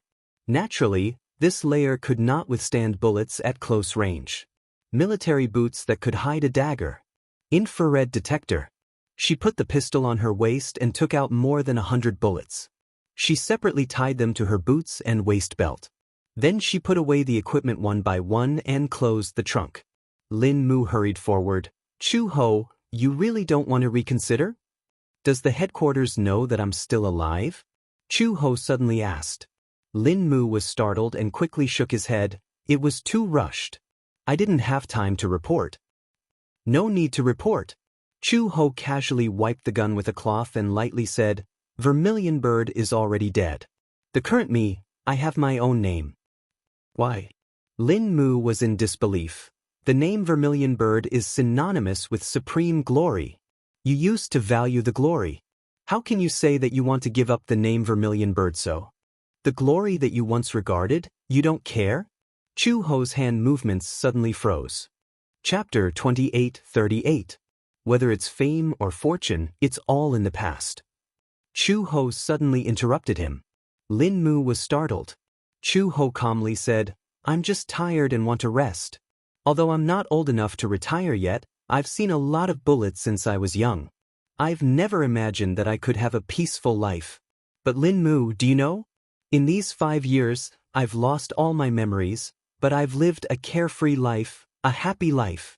I have a sensible and well-behaved son. In these 5 years, I've never dreamed that I could be like an ordinary person, waking up every morning, quietly eating breakfast, and then going to work. When I get home, I have a well-behaved son. After dinner, I'll hold his little hand and go for a walk in the fields.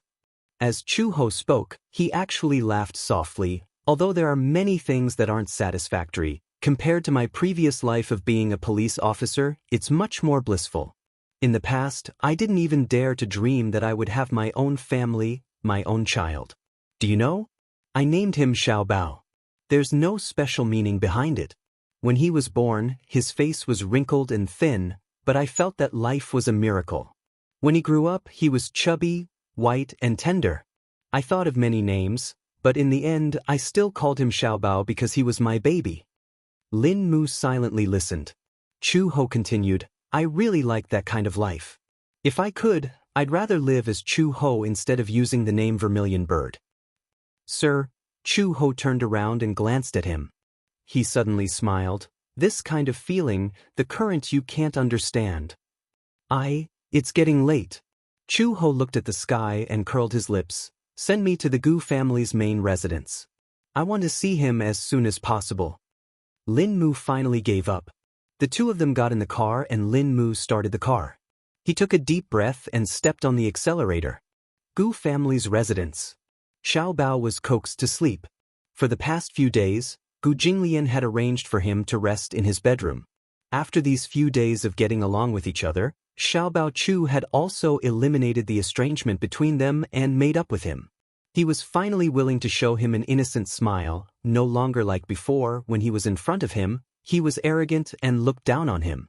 Even now, he still called him uncle, uncle. Gu Jinglian did not rush him. He felt that it would be better to wait until the child adapted to the environment and let nature take its course. Adults get used to it faster than children. Gu Jinglian quickly adapted to his role as a new father. Gradually, he realized that he was a newbie stay-at-home dad. At the very least, when facing Xiao Bao, the sharpness on his body would always be subtly restrained. Although there were many times when Xiao Bao would be mischievous by his side when he was busy with work, it would also make him unhappy. He would also be angry at him, glare at him, yell at him, but no matter how annoyed he was, he could not bear to touch him. It was like a lion roaring at a mischievous cub. Although he was glaring at him, he would not really slap him. Chapter 28:39. Therefore, no matter how fiercely he glared at him, the little guy did not seem to have any awareness. He even climbed onto his body provocatively, making funny faces at him and sticking out his tongue. Gu Jinglian was always amused by his funny little expression. Uncle said that Mommy will come to find me soon, but I've been waiting for a long time. Don't tell me that she still hasn't found me by the time Xiao Bao's hair turns white? Gu Jinglian raised his eyebrows. He was slightly displeased that the little guy mentioned that woman again. A certain man was jealous. He snorted coldly and suddenly threw out a historical question. Do you like Mommy more or Uncle more? Of course it's Mommy. Before he could finish his sentence, Gu Jinglian heard the word, Mommy, and his face suddenly sank to the bottom. Chu Xiaobao saw that his expression was not right and immediately changed the topic. His eyes darted around and then he said with a smile, Of course it's Uncle Moore. Good boy. The man was satisfied and reached out to gently ruffle his hair. But Xiaobao really misses Mommy. Chu Xiaobao muttered, Is Mommy playing hide and seek with me? She's deliberately hiding in a corner and deliberately not coming to find Xiaobao. She doesn't want you anymore. Gu Jinglian deliberately scared him. When Chu Xiaobao heard this, his face was full of disbelief. That's impossible. Mommy won't abandon me. Oh? Are you so sure? Gu Jinglian seemed to be very keen on provoking their mother-son relationship. He snorted coldly. If she doesn't abandon you, then why hasn't she come to find you for so long? It's probably because she hates Uncle. Baby Chu blurted out of the blue. Gu Jinglian's face darkened. What do you mean? In the past, when Xiao Bao saw that other children had fathers, Xiao Bao was very puzzled. Why do they all have fathers but I don't? Chu Xiaobao said and even showed a puzzled expression. After a pause, he continued, Later, Xiaobao asked Mommy why Xiaobao didn't have a father. Gu Jinglian could not help but be interested and said, What did she say? Xiaobao looked at his expression carefully and then blurted out, Mommy said that Daddy died early. What? Daddy died early?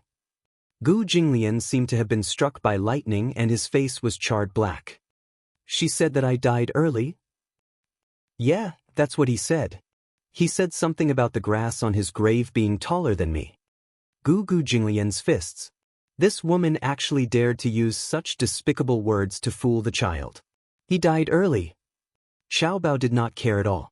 His words and actions were undoubtedly betraying his mother. He continued to complain, I only asked how Daddy died. Gu Jinglian looked at him questioningly again. What did your mommy say? Xiao Bao said plausibly, Mommy said that Daddy was hit by a car when he went out. Gu Jinglian was speechless. Hit by a car when he went out? How could she come up with such a ridiculous story? He slammed the table. Bullsh asterisk T. Xiao Bao was frightened by Gu Jinglian's foul language. He shrank back and looked up to see that Gu Jinglian's originally exquisite and handsome face was now extremely gloomy. He suddenly realized that he had said something wrong. "Uncle, don't be angry." Chapter 2840. When Chu Xiaobao heard this, he did not buy it on the spot. "No way. If you dare to chop mommy into pieces, I'll." When Gu Jinglian heard this, he asked provocatively, "You'll what?" "Both." When Chu Xiaobao saw the murderous look in Gu Jinglian's eyes, he was instantly terrified. He gulped and said timidly, "I'll settle this with you when I grow up. At least you know what's good for you." He even knew that he was so small that even if they were arm wrestling, he would be flattened and rounded with just one finger. Gu Jinglian ravaged his little face heavily. At that moment, Uncle Fu pushed open the door and walked in. When he saw that Xiao Bao was still in Gu Jinglian's arms, he immediately walked over and hugged him. "Xiao Bao, it's getting late. It's time to rest." "No." Xiao Bao's face fell immediately. He pulled a long face sullenly. The mention of sleep seemed to kill him. He nestled in Gu Jinglian's arms and stretched out his arms and legs, looking extremely comfortable. While Gu Jinglian was busy flipping through the dossiers, he would hang on to him like a little hamster and munch on snacks non-stop while watching the hottest fantasy dramas. Destiny Chronicles. He liked the beautiful young lady in the drama, so he was very happy watching it. His eyes stared fixedly at the picturesque person on the screen without blinking. When he heard that he was going to sleep, the little guy felt uncomfortable all over. "You don't want to sleep. It's still early." Uncle Fu glared at him. "It's still early? It's already past 10 o'clock. It's time to sleep early. You'll only grow taller if you sleep early." Uncle Fu used the same words that he used to trick other children to lure him. However, Xiao Bao did not fall for it. He continued to pester and fool around in Gu Jinglian's arms, unwilling to sleep. Uncle Fu looked at this scene, and for some reason, he was on tenterhooks. It seemed that in his memory, other than the cat that Gu Jinglian had raised a few years ago, no other creature had dared to be so lawless and reckless in his arms. Gu Jinglian's attitude towards Chu Xiaobao had been quite gentle these days. It was probably because there had been nothing annoying in the past few days, and there had been no trouble in the business. This was because Gu Jinglian was rather patient in dealing with his unbridled nonsense. However, with Gu Jinglian's indulgence, Xiao Bao seemed to be a little arrogant. Gu Jinglian treated him well, probably because his fatherly instincts had finally been awakened. As for this little guy, Gu Jinglian looked left and right and found him pleasing to the eye. "Let him watch for a while longer," Gu Jinglian said. When Fu Bo heard this, he pondered for a while before he mustered up his courage and said, "Master, you can't just let a child do whatever he wants and spoil him like this. You can't spoil him like this." "Who's spoiling him?" Gu Jinglian snorted arrogantly. "It doesn't matter if he sleeps a little later." Uncle Fu immediately explained, "The younger the child, the more he should get a good night's sleep. Otherwise, not only will he not grow taller, but his physical fitness will also deteriorate very quickly." Gu Jinglian narrowed his eyes slightly. "Oh, is there such a saying?"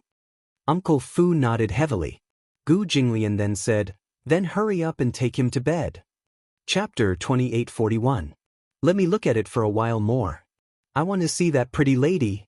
Go to sleep." Gu Jinglian pulled a long face. Xiao Bao Chu finally knew how to behave. He did not dare to make a sound and allowed Uncle Fu to carry him to sleep. Gu Jinglian sat quietly in the study and quietly flipped through the documents. Until now, the Gu family still kept accounts in the form of written books. In modern times, they were called financial statements. However, they continued the ancient tradition. Whether it was the casino or other special transactions, they were mainly recorded in this way. Gu Jinglian had learned how to keep accounts since he was young. Therefore, his calligraphy was very beautiful. He quietly read the documents until 2 o'clock in the morning. The night was dark, but the wind was still and the clouds were gradually fading. After Chu Ho disguised herself, she entered the Gu family's back door through the secret underground passage. There was a secret passage in the Gu family's house with hidden mechanisms. This was the fastest way for insiders to enter the house from the outside world. Of course, the mechanism was set up very carefully. Those who were not from the Gu family did not know about these secret passages. Most people entered from the main entrance, but the entrance was heavily guarded. No matter how well you disguised yourself, they could tell at a glance whether you were an outsider or a member of the Gu family. Chu Ho naturally would not choose the main entrance. It was just that the secret passage had many password locks. She remembered the password locks. However, those passwords were from the Gu family a few years ago. She did not know if the Gu family had changed them in the past few years. Based on her understanding of Gu Jinglian, the password locks must be changed regularly. The passwords she remembered were probably already invalid. However, even if she did not remember, it did not matter. After all, she was from the intelligence department and had excellent investigative skills. Although the password locks of the Gu family were complicated, she could easily crack them if she was given time. Chu Ho went to the mechanical lock and studied it. The password had indeed been changed.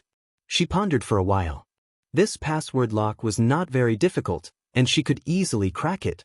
However, when he reached the second gate, the password for the second mechanism lock seemed to be very difficult to decipher. In order to crack this password, Chu Ho spent more than half an hour. By the time the password was cracked, she was already drenched in cold sweat. If the password was entered incorrectly, the signal would be connected to the logistics of the Gu family.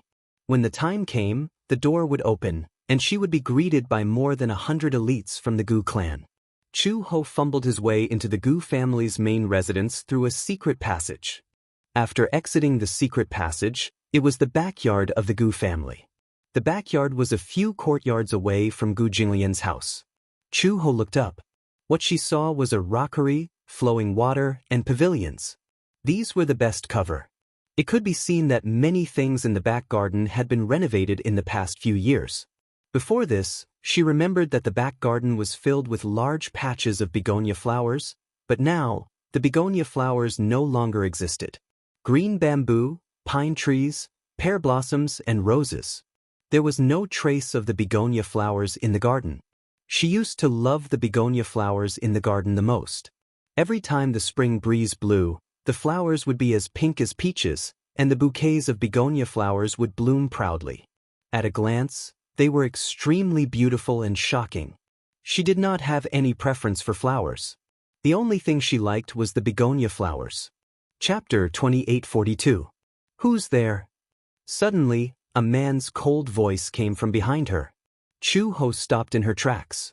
Her back stiffened for a moment before she suddenly turned around. A man stood behind her, looking at her back suspiciously. He felt that this woman was too unfamiliar. There weren't many women in the Gu family.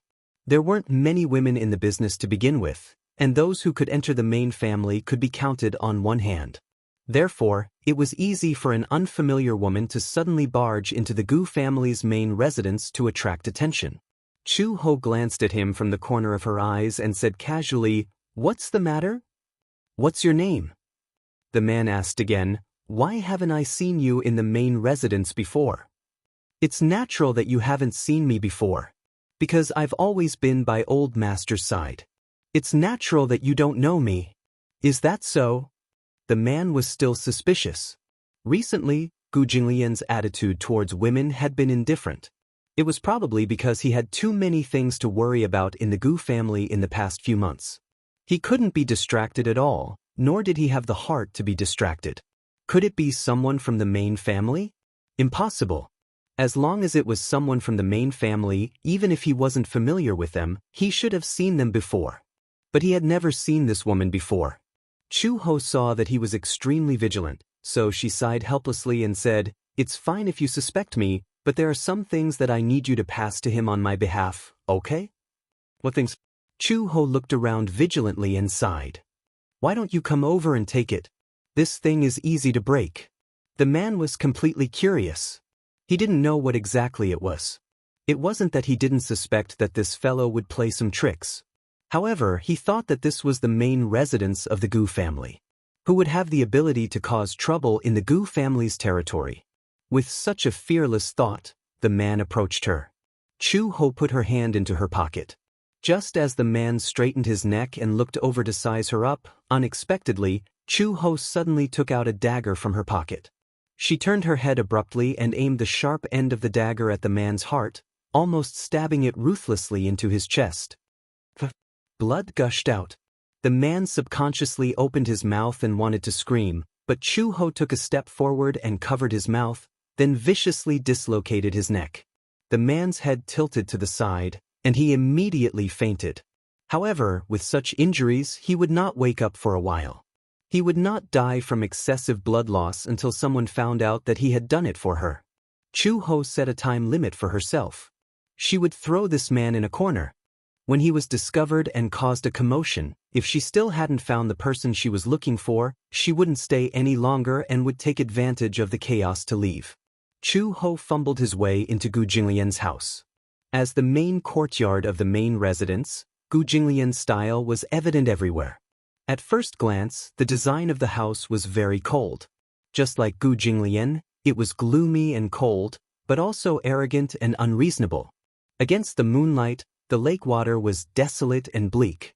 Green bamboo and green pine were his favorite plants. After so many years, they had not changed. When she reached the steps, Chu Ho walked up the steps and entered the house. She vaguely identified the direction and slowly felt her way towards Gu Jinglian's bedroom. She suspected that Xiao Bao would probably be arranged to rest in his bedroom. She glanced at the time. Chapter 2843. At this time, that man was probably still in the study. He always slept very late and would only get out of bed at around 3 or 4 o'clock in the morning. However, he would wake up as soon as the sun rose. He would be busy the entire morning and sleep for another 3 hours during his lunch break. This was an opportunity. If she wasn't wrong, Xiao Bao was probably sleeping soundly on his bed at this moment. Chu Ho leaned closer to the door and carefully listened to the sounds in the room. She could faintly hear the sound of snoring. It wasn't heavy, but it wasn't light either. It was the kind of snoring that belonged to a child. This kind of snoring sound was very familiar to Chu Ho. Xiao Bao. It was Xiao Bao.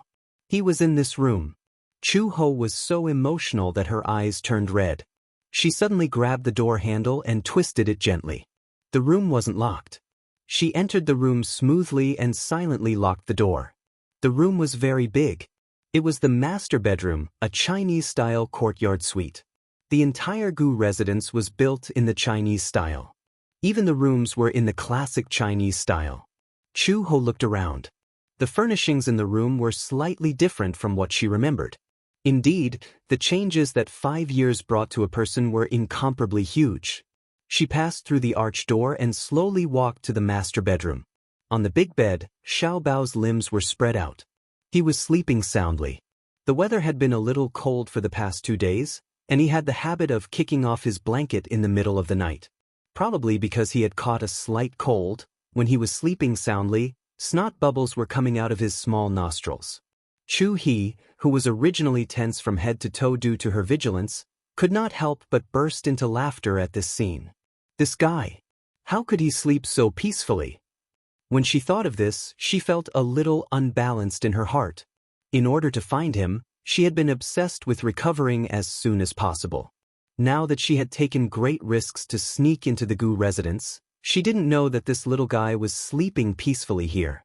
However, the only thing that comforted her was that at least she could confirm that this stubborn little fellow had not suffered much in the Gu family. She had originally thought that this little guy was noisy. If he made Gu Jinglian uncomfortable, he would definitely not be polite to him. She did not expect that with Gu Jinglian's personality, he would be able to tolerate this fellow. She must have caused a huge ruckus at the Gu residence these past few days. This Gu Jinglian also did not deport him? Chu Ho didn't know whether to laugh or cry. She walked over and patted his chubby little face. With a muffled groan, she lowered her voice and said, "Xiao Bao." Wu. Chu Xiao Bao was immersed in his beautiful dream. Being disturbed at this moment, he narrowed his eyes and immediately reached out to slap her hand, muttering, "Don't be noisy. La, stinking Xiao Bao." Chu Ho was a little angry. He couldn't help but flick his face in an attempt to wake him up. It seemed that waking him up was too rough, and she felt a little sorry for him. Although Xiao Bao was only 5 years old, he already had a serious temper when he woke up. When she accidentally woke him up in the middle of the night, he would sit up in bed with a dirty face. Then, he would have an expression of wanting to cry, but no tears would come out. First, he would throw the pillow in frustration, then he would cry out in dissatisfaction, as if he was venting his displeasure from being woken up. Chapter 2844. She pinched his cheeks again and was about to reach out to hug him when he suddenly stopped her. Behind her, an ice-cold body stuck close to her. Chu Ho's expression instantly stiffened. She was shocked and was about to turn around when she felt a cold and hard object pressing against her back. Based on her many years of experience, she immediately realized that this hard object was no other than a gun. She could even easily sense the cold air coming from the muzzle of the gun. Who was it? Chu Ho broke out in a cold sweat. There was no other reason. When she entered the room, there was no one else in the room except for Xiao Bao, who was sleeping soundly on the bed. She had locked the door just now. Even if the person could unlock it from the outside, wouldn't it make some noise? However, this person not only did not make any noise, but she also did not notice when he was standing behind her.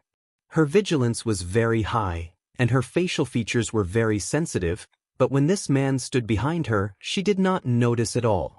Chu Ho did not dare to move, for fear that the man behind her would pull the trigger if she moved. She could not figure out this man's identity. Perhaps it was because she was too nervous that she lost the ability to make the first judgment when it came to strangers. However, after a moment of calmness, she suddenly smelled a faint fragrance. The fragrance of orchids? It was a somewhat familiar fragrance. Just as she was trying to figure out this man's identity, Gu Jinglian's cold voice sounded above her head. "I thought you wouldn't come." Chu Ho's body suddenly trembled. This voice had been her curse for countless nights. Even in the 5 years when she lost her memory, she could always hear this voice in her dreams whenever she had trouble sleeping. It was like a demon, bewitching her heart. It was him. Gu Jinglian. He sucked in a breath of cold air and her back stiffened. "It's you? Why can't it be me?" Gu Jinglian raised his eyebrows and snorted. "This is my room. No one has the right to set foot here except me." Chu Ho gritted his teeth. "I clearly locked the door. If you came in, why didn't you make any noise?" "Because from the beginning to the end, I have been in this room and have never left." "What?" Gu Jinglian smirked coldly. "I knew you'd come." Chu Ho's judgment of him had probably always been his biggest mistake. This man had always been the most unpredictable one. When she was still an anti-mafia inspector, she had been ordered to stay by his side. As a spy, she had indeed stolen a lot of unfavorable evidence from him and submitted it to the headquarters. However, it was only later that she realized that the information she had secretly smuggled back to the headquarters was just a rarity to him. Those pieces of evidence were not enough to accuse him of a crime. She suddenly realized that perhaps, from a long time ago, he had already sensed her disloyalty and started to suspect her background and identity.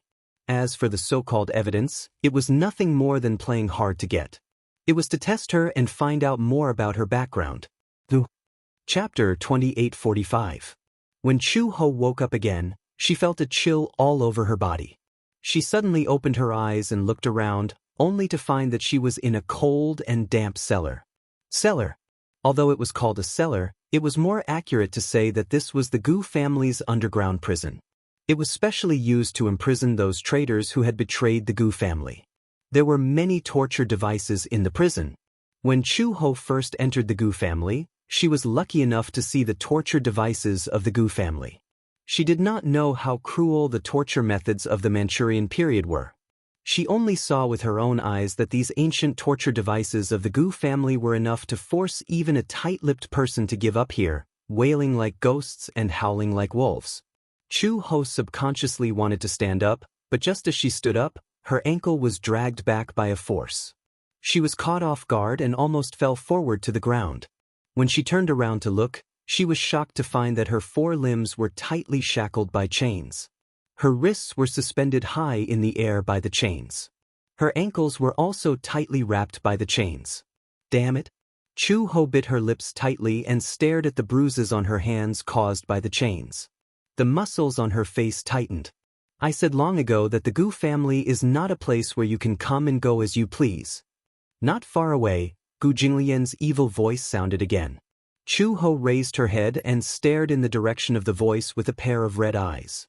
She saw him sitting elegantly on the chair with the official's hat. His legs were elegantly crossed, and one of his hands was casually fiddling with the jade ring on his finger. His leisurely appearance was inexplicably compatible with the gloomy and cold cellar at this moment. Chu Ho had never been afraid of anyone. Except for Gu Jinglian. There was a kind of aura on him that made people feel intimidated.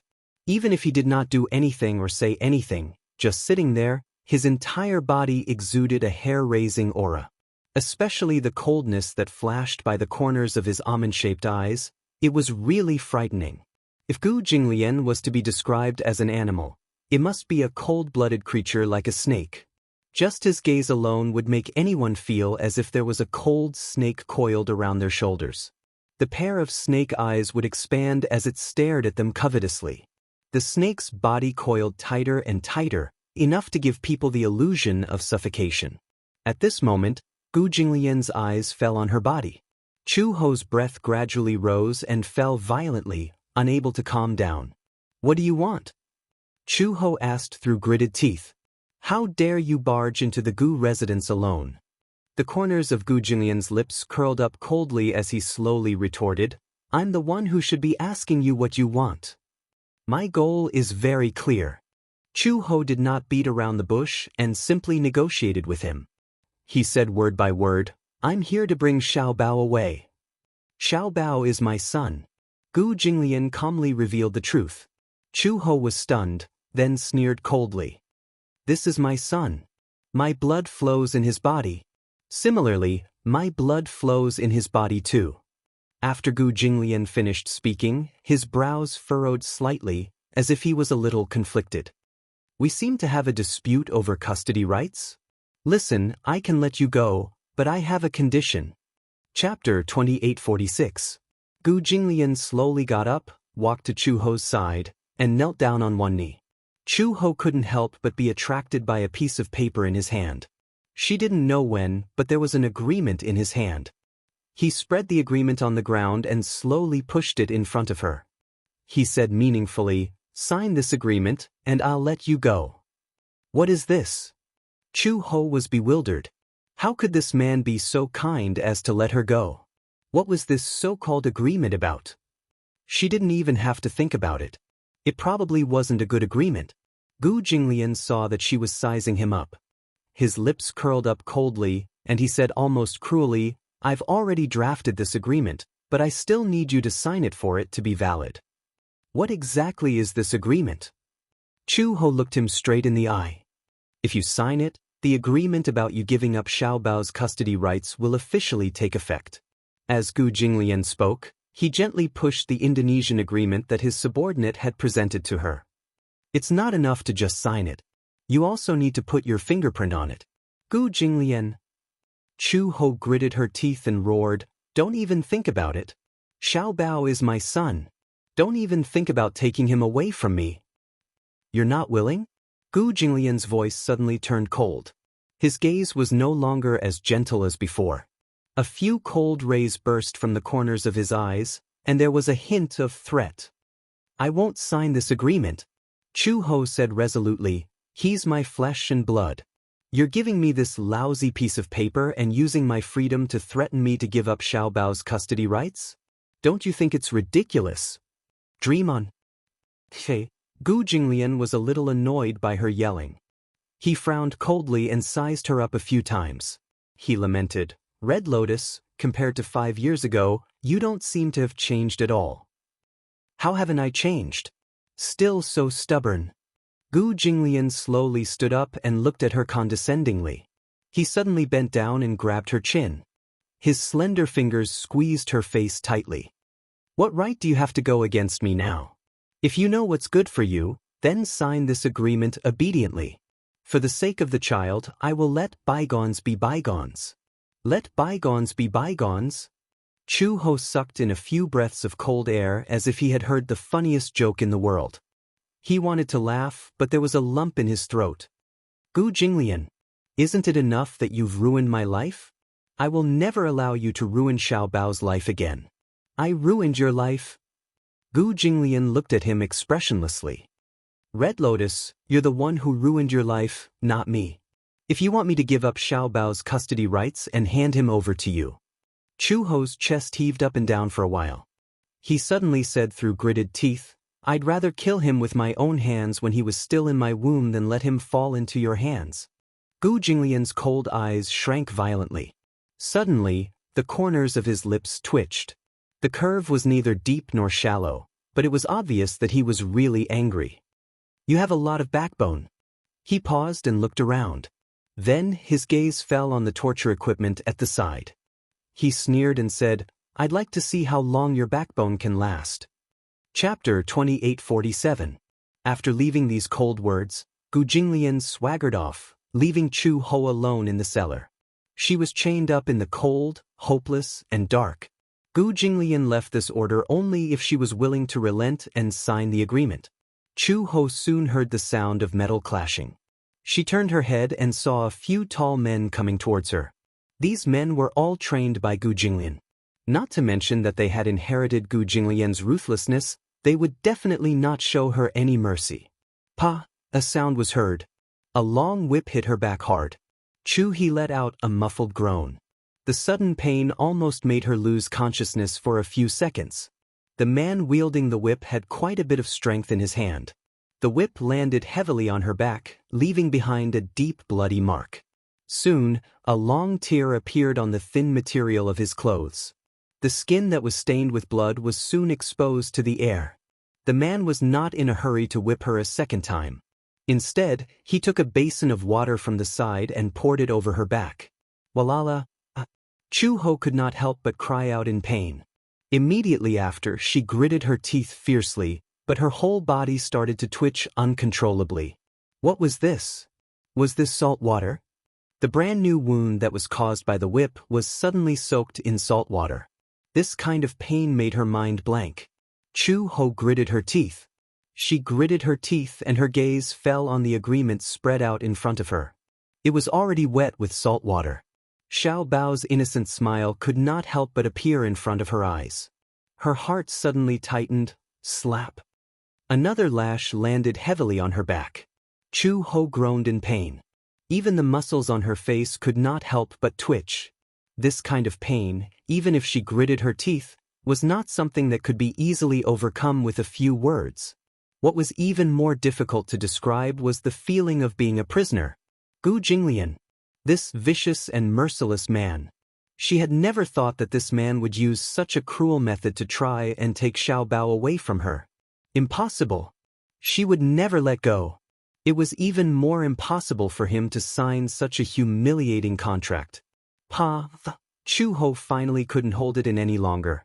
He cried out in pain, his voice hoarse. Perhaps it was because she had just undergone a major surgery and was anxious to find Xiao Bao, so she tried her best to recover. In fact, she had not fully recovered. At this moment, with her old illness and new injuries, she fainted from the pain. Chu Ho's vision went black. His body leaned forward and fell face first onto the ground. Fainted? The man with the whip was surprised. Don't tell me he died from the collision?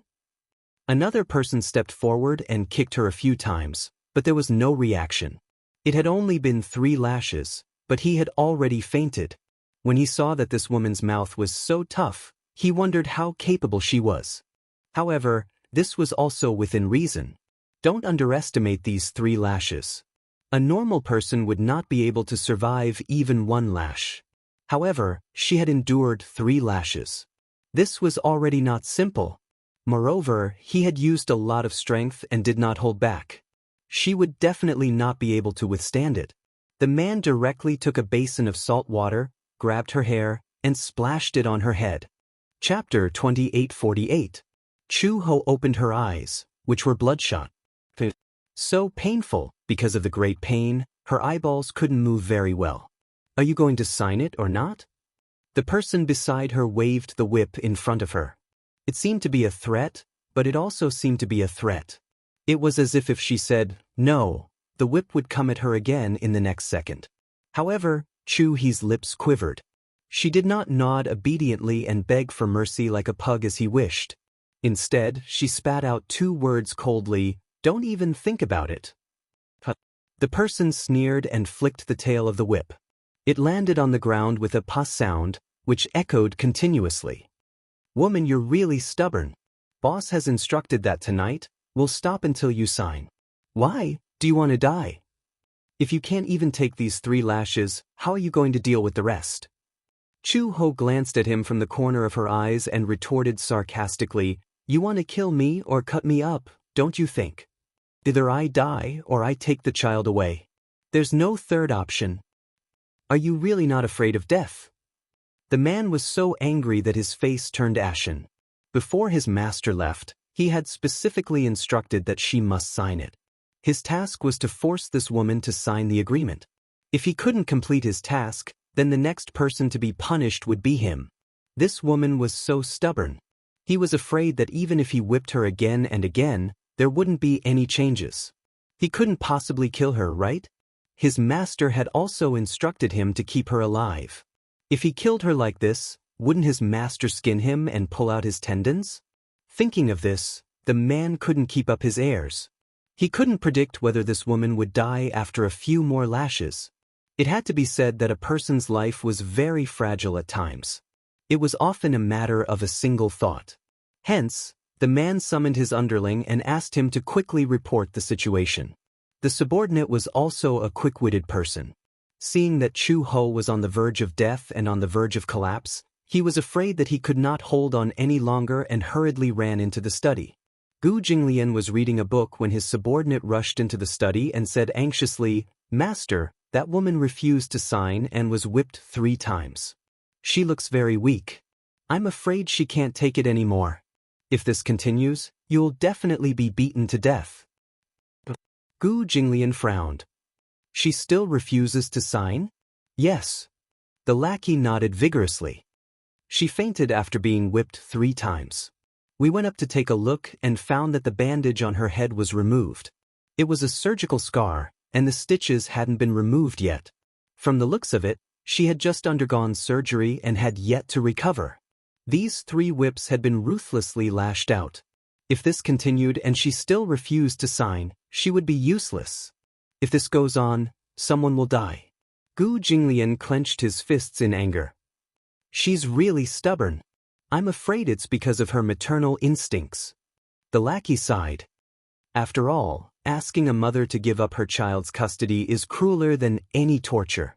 "Are you speaking up for her?" Gu Jinglian glanced at him suspiciously. He immediately defended himself. "It's no use. It's just that I feel that this girl is quite pitiful. She's a little stubborn, but it's hard to dislike her." Chapter 2849. Yes, the underling lowered his head in grievance. Observing his expression, he carefully probed. Then, "Master, do you think we should continue?" Just as Gu Jinglian was hesitating, Chu Xiaobao's cries suddenly came from the master bedroom. He suddenly got up and walked into the bedroom with a guarded expression. When he turned on the wall lamp, he saw that Xiaobao had woken up from his dream. He sat on the bed, hugging the blanket and sobbing pitifully. He must have dreamed of something scary, so when he woke up, he was so scared that he wailed loudly. He used the blanket to wipe his tears as he sobbed. Gu Jinglian walked over and sat on the side of the bed. He asked in a low voice, "Why are you crying?" "Xiaobao. Xiaobao dreamed of mommy." Chu Xiaobao rubbed his wet eyes and sobbed. "Xiaobao dreamed that mommy was standing by the bed and touching my face. But I don't know what happened, but in the blink of an eye, she disappeared. I chased after her and realized that she was walking away without looking back. No matter how I called her, she didn't seem to hear me. She didn't even turn around to look at me." Speaking of the pain, Chu Xiaobao cried even more pitifully. "I chased after her with all my might, but it felt like the road was so long that I couldn't catch up. She didn't even look back and walked further and further away. When I opened my eyes, I realized that I was back on the bed. Sob, sob, sob. Does mommy not want me anymore? Does she not want me anymore?" Gu Jinglian frowned. What was that saying again? It was called, Mother and son are connected by heart. In the past, he had thought that this saying sounded too pretentious. But now, he had seen it for himself. Mother and son were connected by heart. It was really strange. He immediately opened his mouth and said something that wasn't really coaxing. His tone was still gentle. "You're dreaming, Uncle," Chu Xiaobao immediately cried out. A huge sense of unease engulfed him. "Will Mommy really not want me anymore? If she doesn't want you, then she doesn't want you." Gu Jinglian immediately expressed his stance. "Uncle wants you." "No," Chu Xiaobao cried even harder. "Mommy, you can't abandon me. Why do you keep saying Mom? Can't you follow Uncle?" Gu Jinglian was a little unhappy. This was a terrible feeling. He didn't realize that he cared a lot about what the child thought of him. However, it was obvious that in Xiaobao's heart, Chu Ho's position was more important. Naturally, he was dissatisfied. Chu Xiaobao muttered, "You're not my father." He opened his mouth, but the words, "I'm your father," didn't come out. Due to his pride, it was impossible for him to admit defeat to a child. Thus, he changed the topic and asked, "How am I not?" "Mom didn't say you were." Chu Xiaobao acted like a mommy's boy. "If Mommy says you are, then you are. If Mommy says you aren't, then you aren't." Gu Jinglian was so angry that his face darkened. This child was only 5 years old, but he was already so biased towards that woman. How could this be? However, he didn't think about it in another way. Since this child was born, he and Chu Ho had depended on each other. If he didn't stick to Chu Ho, who else could he stick to? This nominal father of his had left a very bad impression in his heart at first. It couldn't be helped that the child didn't want to get close to him. But who was Gu Jinglian? Chapter 2850. Chu Xiaobao was crying for his mother, and even Uncle Fu couldn't coax him. Gu Jinglian couldn't take it anymore and shouted, "Don't cry. If you cry again, you won't be able to see her again." Chu Xiaobao sobbed and asked innocently, "If I don't cry, can I see my mother?" "As long as you don't cry." Chu Xiaobao immediately nodded. "But Xiaobao won't cry. It was a promise." Gu Jinglian walked out of the bedroom and immediately ordered, "Go and clean that woman up." Uncle Fu was confused when he heard this. He had just heard that an audacious woman had barged into the Gu residence. Old Master had sent this woman to the cellar. He had heard that this woman was Xiaobao's biological mother, but he hadn't had the time to find out the whole story. "The woman you're talking about, could it be that you're referring to the woman you locked in the cellar?" "Yes." Gu Jinglian said with disgust, "Xiaobao is crying for his mother. Go and clean her up. Don't get her covered in blood." "Yes, I got it." Uncle Fu trembled in fear as he responded. He watched as Gu Jinglian left the room. He didn't know where he was going. Naturally, he didn't dare to ask about his whereabouts. On the way to the cellar, Uncle Fu's imagination ran wild. He wondered what kind of woman could be pregnant with Old Master's child. It should be a beautiful woman, right? Old Master kept a close eye on women. The contraceptive measures were well taken, and such things would never happen. Old Master had a bad temper, and he didn't have much patience for women. This character wasn't born this way, but had been cultivated in the Gu family since he was young. The violent environment had instilled in him an extremely sinister and perverse character. However, Uncle Fu knew that Old Master's nature wasn't bad, but he had always been the one to call the wind and summon the rain. He was used to being spoiled. If he wanted the moon in the sky, no one would dare to pluck the stars for him. Just like that, he became a man of his word. His personality was very cold, or perhaps he had a soft side, but he was stingy with his words. He would never allow himself to show too much tenderness. Firstly, it was because of his identity. He was the supreme leader of the Gu clan. As the head of the Gu clan, he had to conform to the image of this identity. Secondly, there were many pairs of eyes in the Gu family watching them closely. Just like the leader of a pride, only by becoming the most ruthless could he be respected by everyone. However, he was still immortal after all. In the end, he revealed his soft-hearted side. When he walked to the cellar, the few people guarding Chu Ho saw that he had arrived. It was as if they had been granted amnesty. "Uncle Fu, you're here." What did Master say? How are they? Uncle Fu asked first. Uncle Fu, why don't you take a look first? Just now, he fainted again. We don't know what to do. Master said to bring him back to his room first. As Uncle Fu spoke, he walked to Chu Ho's side and lowered his body to look at her. This person can't be dead, right? Uncle Fu was a little worried. He saw that she was covered in wounds. Her hair was messy and covered her face. There was a pool of salt water under her body. There were 3 whip marks on her back. They were very eye-catching and her flesh was badly mutilated. This was a girl. Why was she so heavy-handed? She's still breathing, but I was a little too heavy-handed just now. I don't know. As he spoke, Uncle Fu had already flipped her over. It didn't matter if she didn't flip over. Chapter 2851. It didn't matter if she didn't turn over. When she turned over, Uncle Fu was shocked. Red Lotus? He blurted out the name in shock. How could it be her? Or was she Xiao Bao's biological mother? Uncle Fu had a deep impression of this name. 5 years ago, Red Lotus had a high status in the Gu family. There was no other reason than that she was the closest person to Gu Jinglian in the entire Gu family, other than him. How could this be? How could old Master allow Red Lotus to be pregnant with his child? Moreover, Red Lotus was an undercover agent of the Interpol. She was a traitor of the Gu family. Old Master would never allow her to live. It was unbelievable. He looked at the mess on her body again. Beside her hand, there was a letter of confirmation wet with salt water. Uncle Fu picked it up and looked at it again and again. It was a letter of confirmation about giving up custody of Xiao Bao Chu. Old Master has instructed us to use whatever method we have until she signs it. The person beside him immediately explained, but we've already used up all our methods. This woman is very stubborn. Even in this state, she hasn't given in. Her character is indeed like that. Uncle Fu was not surprised. All right, let's not talk about anything else. Let's carry her into the guest room first. She's so dirty. Are we going to carry her into the room directly? This is Old Master's order. Uncle Fu snorted coldly. Are you doubting my words? No. Since it's Old Master's order, shouldn't we do as he says? His subordinates did not dare to delay and immediately carried her away. Uncle Fu sent a few maids into the room.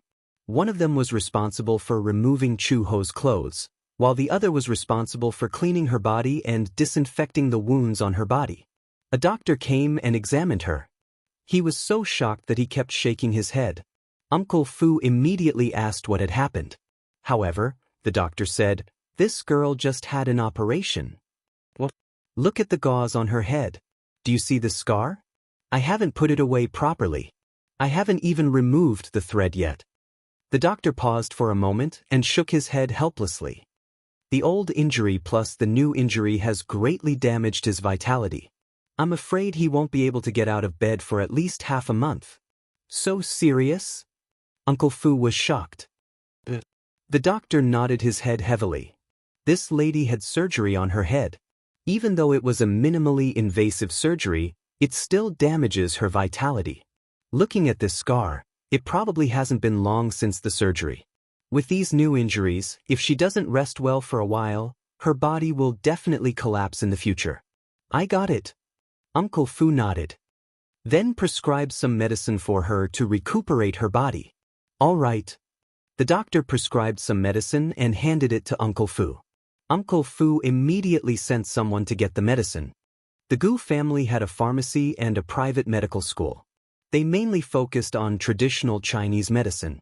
When Gu Jinglian was young, his body was not in good health. He had also used traditional Chinese medicine to recuperate. Hence, Gu Jinglian believed in traditional Chinese medicine very much. In the entire capital, the best doctors of traditional Chinese medicine were all settled in the Gu family's main residence. After getting the medicine, Uncle Fu immediately sent someone to decoct it. However, Chu Ho's body was full of injuries. He was afraid that she wouldn't be able to wake up for a while. Chapter 2852. However, this coma lasted for half a month, and he did not open his eyes. Of course, this was all in the future. Ever since Chu Ho fell into a long coma, Gu Jinglian assigned a few people to take turns to watch over him. Xiao Bao, on the other hand, was left to the nanny to take care of. However, he did not know if the little guy was lovesick. Ever since he woke up from that nightmare, he did not eat well, and he always talked in his sleep in a daze. It was probably because he missed his mother. After all, he had never been separated from Chu Ho for such a long time. However, the sad thing was that Xiao Bao did not know that Chu Ho was lying quietly on the bed next to his room. No one knew when he would wake up. Uncle Fu invited the doctor over 3 times. After all, he had not woken up for so long, and it was not a good idea. If he continued to be in a coma, how was he going to explain it to Old Master? The doctor came to take a look and did a series of tests. In the end, the conclusion was also inconclusive. He only said that Chu Ho's body was severely damaged, probably because he had been suffering from old and new injuries all this time. If the human body was compared to a machine, the human body was also operated by various precise parts. For example, with the passage of time, the parts of a computer would age, and the system would become sluggish. Perhaps due to collisions during use, the internal parts would also be damaged to varying degrees. It was the same for the human body. Chu Ho had received training when he was very young. During training, it was inevitable that he would get injured. In addition, he had been constantly honed in his career as a secret agent and a criminal police officer. He had suffered countless injuries of various sizes. There were bone fractures, dagger wounds, and bullet wounds. There were 2 gunshot wounds on her back. There was a 5-centimeter scar on the side of her waist. She had been slashed by a Nepalese army knife when she was in close combat with a mercenary during a mission. At that time, she had lost a lot of blood. With her amazing willpower, she managed to survive until rescue arrived. There were too many old injuries, and her vitality was greatly damaged. Therefore, once she collapsed, she would really collapse. It would take a long time for her to recover. Uncle Fu's heart ached when he heard that. He looked at the person lying quietly on the bed, but he did not know that this girl had accumulated so many injuries. Just 1 week later, the filming for Extreme Youth was completed. After 4 months, the shooting of the 30-episode youth idol drama came to an end. After the filming of the 26th episode had just ended, the director happily announced that the copyright had been exclusively bought out by the largest video website, PPTVI. Just based on the popularity of Gu Xingzhe and Yun Shishir, the price of the broadcasting rights alone had already reached 9 figures, setting a new record. Although this kind of theme was a little unpopular, it did not affect the investors' expectations for the ratings. After all, Gu Xingzhe was the main lead in the movie, which meant that his popularity was guaranteed. Gu Xingzhe and Yun Shishir were known as the 2 most beautiful women in the entertainment industry. No matter how bad the viewership ratings were, they could still recoup their capital. If he became popular, he would be able to earn a lot of money.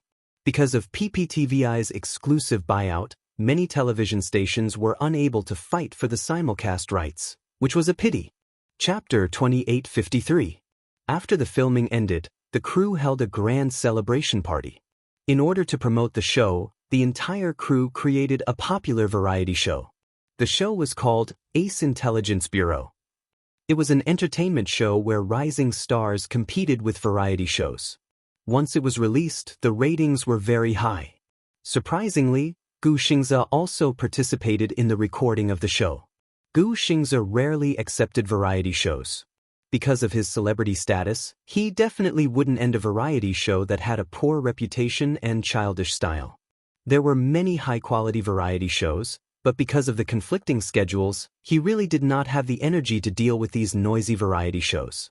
Other than some interview shows, Ace Intelligence Bureau was probably the only variety show he accepted after The Love Diary. The script was quickly written and distributed to everyone. Variety shows had scripts. The artists on the show just had to memorize the script and know the content of each segment in advance. In this era of entertainment, even if they did not have any works or popularity, as long as they had enough variety shows and the ability to react on the spot, many A-listers could even gain a lot of passers-by through variety shows. Previously, There was a model who participated in a sports reality show. Because of her strong sense of variety, her value skyrocketed. From 200,000 yuan, her appearance fee was now in the millions. With this amazing popularity, she took on many movies and TV series. Although her acting skills were difficult to describe, it was not that she was not a professional, nor was she born to be an actress. No matter how good the director was, she did not have the aura of an actress. But even so, with the popularity she gained from variety shows, her annual income from endorsements was close to tens of millions. 8:00 p.m. All the main creators were in place and the recording of the show officially started. Every segment was very unique. After the hot opening dance, it was time for the game segment. The game segments were nothing more than games that were popular and could highlight the sense of variety and attraction. For example, 2 people and 3 people, or you draw and I guess. Although Xianxia did not do many of these, she was tired of watching them. However, under the company's training, her sense of variety increased day by day. During the game, she completely threw away the burden of being an idol and fought fiercely with the other guests. One of the games was to wear a special sumo suit and play sumo in a place similar to an arena. Xianxia was wearing a bloated fighting suit. She and Hua Jin were on the same team as Xingzhe and another female host. She discussed it with Hua Jin and decided to work together to get rid of Xingzhe. Hence, Hua Jin was in charge of charging forward. With a roar, he charged towards Xingzhe, who was also wearing a sumo suit, like cannon fodder. Wow! Hua Jin roared angrily, but unexpectedly, Xingzhe nimbly dodged and he missed. Xingzhe leaped up and kicked Hua Jin's butt. Hua Jin was caught off guard and fell to the ground. Xianxia was completely dumbfounded. This Hua Jin was too weak. Hua Jin immediately stood up and charged towards Xingzhe again. Xianxia did not hesitate and also charged towards Xingzhe. The 3 of them were entangled together, pushing and shoving each other. Chapter 2854. The female host, who was standing at the side, could not bear to watch this any longer. She stepped forward to help the superstar, but who knew if the superstar had done it on purpose or by accident? He lifted his leg and accidentally kicked her off the stage. Eliminated. Ha! Everyone in the audience was rolling over in laughter. This time, it was a 2v1. Xianxia grinned wickedly as she and Hua Jin besieged him together. Little did they expect that, even after losing a teammate, the superstar would still be so valiant. In just 2 minutes, he had taken down both of them. The audience was in an uproar. The viewership ratings for the gaming segment kept rising. Very soon they took the top spot. Next up was the talent segment. The production team sent out Xianxia to showcase her singing skills. Xianxia sang the theme song for the drama. Lunatic. This song was composed by Xingzhe and written by Xianxia. As the theme song for the drama's trailer, Ace Intelligence Agency had spent a lot of effort to get this song to premiere. Xianxia was a little nervous at the beginning. After all, she didn't think her singing was very good. But as the atmosphere warmed up, she gradually relaxed. All the guests were sitting on the sofa. Xianxia stood in the middle of the stage, holding the microphone and singing with deep emotion. The only crazy thing I've ever done is to love you until the end of the world. Only until now your story, there's no place for me, become a hostage of my own making, lose all reason at the end of the road, but your paranoia, your memories, never have my name, never leave a mark in your heart, awake when I dream, love you, I'm a lunatic missing you, I miss you, hate you, I'm a lunatic but my heart hurts, you don't understand, I'm afraid it's too late, love you one more time, how lucky am I to meet you in my... The melody was beautiful and lyrical, but it was full of despair. Xingzhe looked at her silently from beginning to end.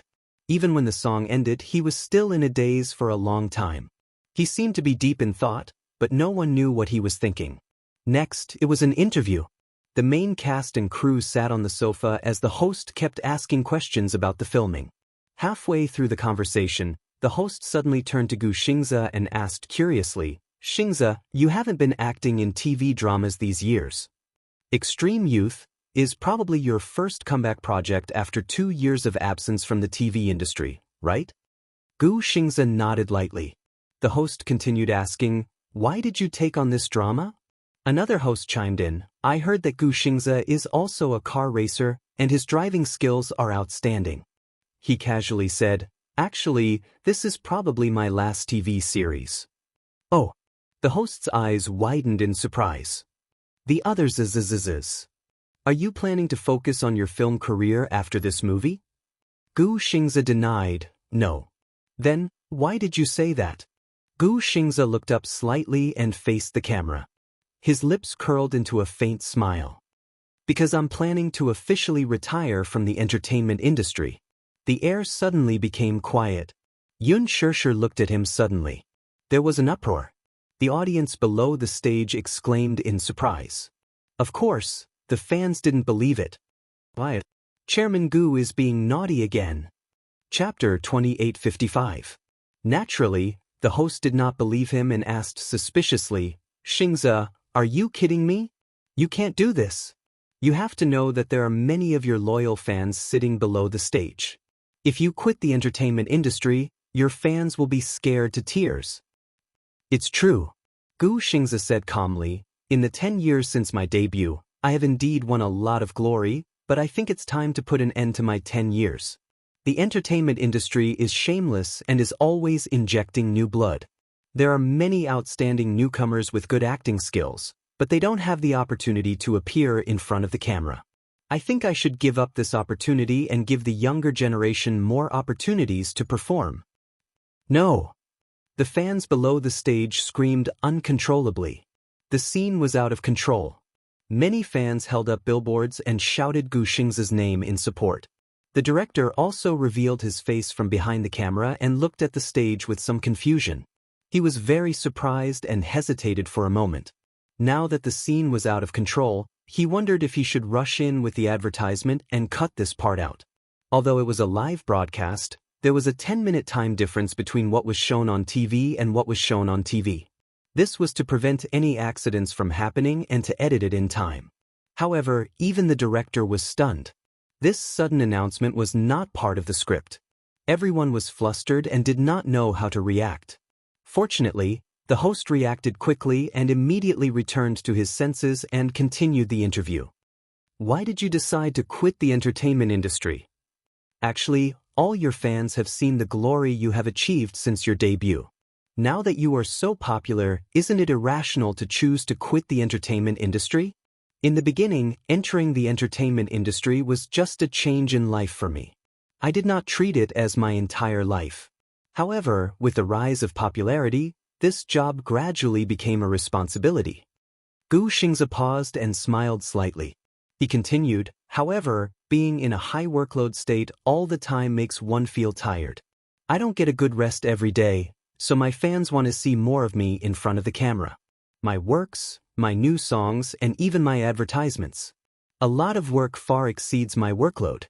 Being in this state for a long time is really a very negative way of life. So, don't quit the entertainment industry. Many fans were so emotional that they cried. Hua Jin was also stunned. Yun Xianxia felt even more conflicted and did not know how to react for a moment. She had never imagined that this program would be his farewell ceremony from the entertainment industry. Was he really going to quit the entertainment industry?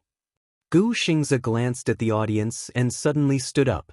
He walked to the front of the stage and smiled faintly at a fan who was covering her face in pain. Don't cry, okay? Xingze, we love you. The fans were sobbing and begging him to stay. Gu Xingze laughed. Don't be sad, okay? I'm just quitting the entertainment industry, but that doesn't mean you won't see me in the future. I'm just too tired. Xingze. The fans cried bitterly, don't be so tired. You don't have to accept so many drafts. We are all willing to wait for you. But, without any works, artists will be outdated. Gu Xingze said helplessly, being outdated is more painful than retiring. Chapter 2856. You'll never be out of date.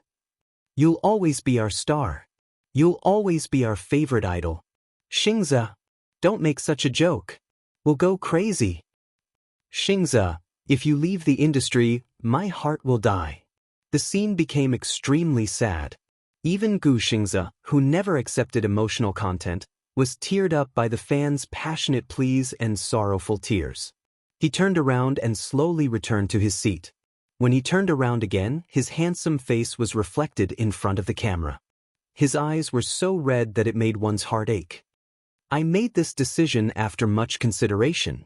Gu Xingzi sucked in a deep breath of cold air and finally said slowly, I've already booked a flight to America. I'll go back to university to pursue my postgraduate studies. With that, he put down the microphone, stood up abruptly, and left the studio resolutely. The scene was completely out of control. The fans' cries drowned out all the noise. All the main creatives of the production team looked at each other, not knowing what to do. Ever since the show was broadcast, it was the first time that it had to stop halfway because of such a sudden incident. On Weibo, netizens uploaded the edited footage of Gu Xingzi's official announcement of his retirement from the entertainment industry. It quickly caused a lot of heated discussion. Gu Xingzi announces his retirement from the entertainment industry. Gu Xingzi's era is over? Gu Xingzi's retirement from the entertainment industry has a hidden reason? Gu Xingzi is unwell and announced his retirement from the entertainment industry to recuperate in America? On the internet, the fans were in an uproar because of this matter. Gu Xingzi's latest Weibo post was quickly pushed to the top of the trending list. Many fans left comments to persuade their idol to stay. Many of them had become Gu Xingzi's fans since they were in school. Until now, some of them had become moms, and some of them had matured and grown up. Gu Xingzi had debuted for 10 years, and their fans had been around for 10 years. From the popular newbie when he first debuted to the Triphibian Heavenly King now, the name Gu Xingzi was the youth of many people. One could imagine how much of a shock this news was to Gu Xingzi's die-hard fans. It was too sudden. He was not mentally prepared at all. This was like bad news. How painful was that? Many fans who chased after celebrities could empathize with them. When the entire cast and crew returned home, Yun Shirshir noticed that Gu Xingzi had quietly left the cast and crew's group chat. She immediately called Qin Zhou. Qin Zhou picked up the phone and talked about this matter. Qin Zhou helplessly said that he also just found out about it. Without any warning, Gu Xingzi announced his withdrawal and did not mention it to anyone. Even a close friend like Qin Zhou had never mentioned it to him. Why are you suddenly saying that you want to quit the entertainment industry? Yun Shirshir was puzzled. What's going on? After I found out about this, I kept calling him, but I couldn't get through. Could something have happened? Yun Shirshir could not help but worry. Chapter 2857. I understand. Yun Shirshir hung up the phone. Qin Zhou told her not to care about this matter. But how could she not care and not think about it? Yun Shirshir could not help but feel upset and did not rest well the entire night. In the WeChat group, after a heated discussion, the director said, Xingzi's announcement of his withdrawal from the entertainment industry is his personal decision. We have no right to interfere with how he decides his own life. Don't talk too much about it. Soon, the group was dead silent. On Weibo, the heated discussion about Gu Xingzi's incident never stopped. Many fans acted as if it was the end of the world and wantonly expressed their emotions on Weibo. Many people posted their purchases of Gu Xingzi's records, movies, albums, and all kinds of merchandise. Some of the posters had already turned yellow and were stained with the traces of time. Some of the records had Gu Xingzi's signature written on them. Fans cried and complained that the name Gu Xingzi was all her youth. She had thought that she could stay by this idol's side until the end of time. Her sentiments resonated with countless fans. Those who had never pursued an idol probably did not know how it felt. It was a feeling more painful than being heartbroken. At this time, many keyboard warriors also appeared and wantonly accused Gu Xingzi's fans of being brainless fans. Instead of paying attention to the matter of number 8 in the Sky Palace, they actually paid attention to an entertainer. Entertainers are really ruining the country. Instead of paying attention to national affairs, they actually pay attention to a celebrity. I'm so disappointed in young people these days. I heard that Gu Xingzi's annual income is 9 figures. He's just an entertainer. How can he earn so much money? Those scientists who work hard on the front lines can't even earn 1% of this in their lifetime, right? This country is going to be finished. Soon, fans retorted. We can't make decisions on national affairs. But after liking Xianxia for so many years, we've received a lot of positive energy from him. He works hard and is passionate about public welfare. He's an outstanding young idol. There are too many fascinating things about him. This is irreplaceable. Loving Xianxia has become a way of life for countless of us fans. The scolding war continued to escalate. After Gu Xianxia announced his retirement from the entertainment industry, it triggered a series of wars. Xianxia didn't want to pay attention to these disturbances. She put the phone on the pillow, but her mind was preoccupied. The next morning, Xianxia was woken up by a phone call from Xiao Shui. Xianxia. It was a deafening roar. Xiao Shui cried in despair. Do you know? Xianxia announced his withdrawal from the entertainment industry. Woo woo woo woo. What should I do? What should I do? I'm heartbroken. Just as Qin Zhou had predicted, Gu Xianxia held a grand press conference at 9 o'clock in the morning in the conference room of the five-star hotel. In front of the camera, Gu Xianxia stood on the rostrum with a calm expression. The flashlights flashed, illuminating his face with white light. I officially announce that from today onwards, I, Gu Xianxia, will be leaving the entertainment industry. After he finished speaking, he bowed deeply. His calm expression was hidden in the shadows. The press conference was broadcasted live on different video websites. The television stations took turns to broadcast it and reported it seriously. Gu Xianxia's calm and handsome face was projected on the big screen in the mall. Chapter 2858. Many fans gathered under the big screen. When they heard this news, they covered their mouths and choked. This was probably the most morale day in the entertainment industry. 2 days after the press conference, this matter was still fermenting. Because of Gu Xianxia's matter, extreme youth suddenly became the center of attention. When the entire production team was doing promotions, only Gu Xianxia was absent. In the face of the media's questions, all the topics revolved around Gu Xianxia's name. The entire production team was very embarrassed.